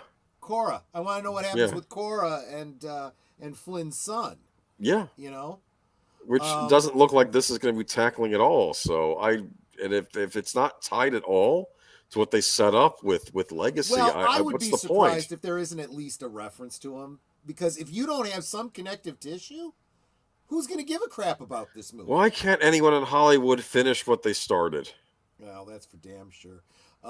And Deleted Scene says the cast doesn't impress him. Yeah, same here. Yeah, Sam Flynn is the character I was thinking of. But no, they want to reboot it, and they want to reboot it, so it's always reboot. That's all they ever want to do, because they waited too long to do the third movie. And that's fine. I mean, it is a sequel. This is how you do a reboot, right? You make it what do they call it? A requel, you know, and that's fine, because that can be very successful. We saw it with Ghostbusters. You know, I felt the same way about Tron 2, you know? So yeah, that was a requel. That's a clear definition of what was a requel. They were supposed to do a Tron 3 though. They cast Cillian Murphy in there in Tron. He was going to be the villain. It was very obvious to me he was going to be the villain in part 3. Why do you have him in a couple scenes in Tron Legacy? Because you're planning to use him in the sequel. Right. That's why I don't understand what they're doing. But the bigger point here is the thing about the strike, and I agree with him 100%. But as we've talked about, I really do believe that a lot of the what's going on is Hollywood specifically and purposefully dragging their heels. Yes, they could take care of this right now and get on with what they're doing, but they don't want to. They want to basically use this as force majeure, just like they did with the COOF. This is COOF 2.0 for them. This is their opportunity to take write-offs for everything that's not getting done right now. And yes, they're sacrificing the people on the line to do that. Yeah, I don't get it. It is intentional. They should have made it while the iron was hot and made Tron 3 in 2012. I think that they were planning to make. I think they were planning on it, and I think they bought Star Wars. I think them buying Lucasfilm destroyed any hope we had of getting a Tron 3. The director of Tron Legacy has moved on anyway. He did a certain movie called Top Gun Maverick, which we saw last summer, which was a big hit. So that's another one of those what could have been. And this is why I have absolutely zero hope for anything Disney related. You know? Just give it up. Disney is where franchises go to die. I'm sorry, Tron fans, but now you're going to suffer the way the Star Wars fans have, the Indiana Jones fans, the Willow fans, the Marvel fans, the Snow White fans. Everybody. Just give up on Disney already, folks. Disney had an original science fiction franchise that was clever and unique, and now they kind of just flushed it away because they got their hands on Lucasfilm properties, which they also kind of flushed, and now I guess they got to bring Tron back to flush that down the toilet too. We'll see, but I don't like the fact that this is not connected to what they set up in Tron Legacy. So this might be a no-go for me now that I'm learning about that. Haunted Mansion was good, but they buried it. I'm telling you, I saw no advertising for that movie. Yep. All right. But that about wraps things up today. Yep. So the next thing you guys should be going and seeing, and look, I know Deleted some of you guys Scenes. might be going to bed now, but head on over to Deleted Scenes channel for After Midnight, because it's a great way to wind down your Sunday night before you have to, start your week again. But that is the next thing up, and then I don't know of anything else until Thursday, when Netter is on her channel, Netter's Network, Thursday Things. Her guest is right here in the chat with us right now. Continuum Chronicles, but we have him listed as our D&D game. We will talk about his D&D game. We will talk about his Continuum Chronicles. We will talk about his longest-running superhero RPG, and many, many other things. That'll be on Thursday. Mm-hmm. Friday, I don't have a stream up yet, but there will be a last call, and we will have drinks, and we will have fun, and I will have a song for Lester San Jose. I owe him from a couple weeks back. And that brings us around to Saturday. Big Al Presents watch party on his channel, the original 1994 Stargate. Oh, with Kurt Russell and James Spader, correct? Yes, absolutely. Yeah, I remember that. See, guys, I have many secret identities. They're not secret anymore. We just outed you, man. We doxed you. Don't be doxing me. I start graduate school tomorrow. Yikes. Actually, I shouldn't have said that on air. I know. I got to be so careful that I don't say your name on air and let everybody know you're really Ned Schimmelfinney. Neb Schimmelfinney. Oh, no. I come from a long line of Schimmelfinneys. Oh, now I'll disgrace the family. All you got to do is go to Google and find Ned Schimmelfinney in Florida, and you'll be able to find Age of Boomer.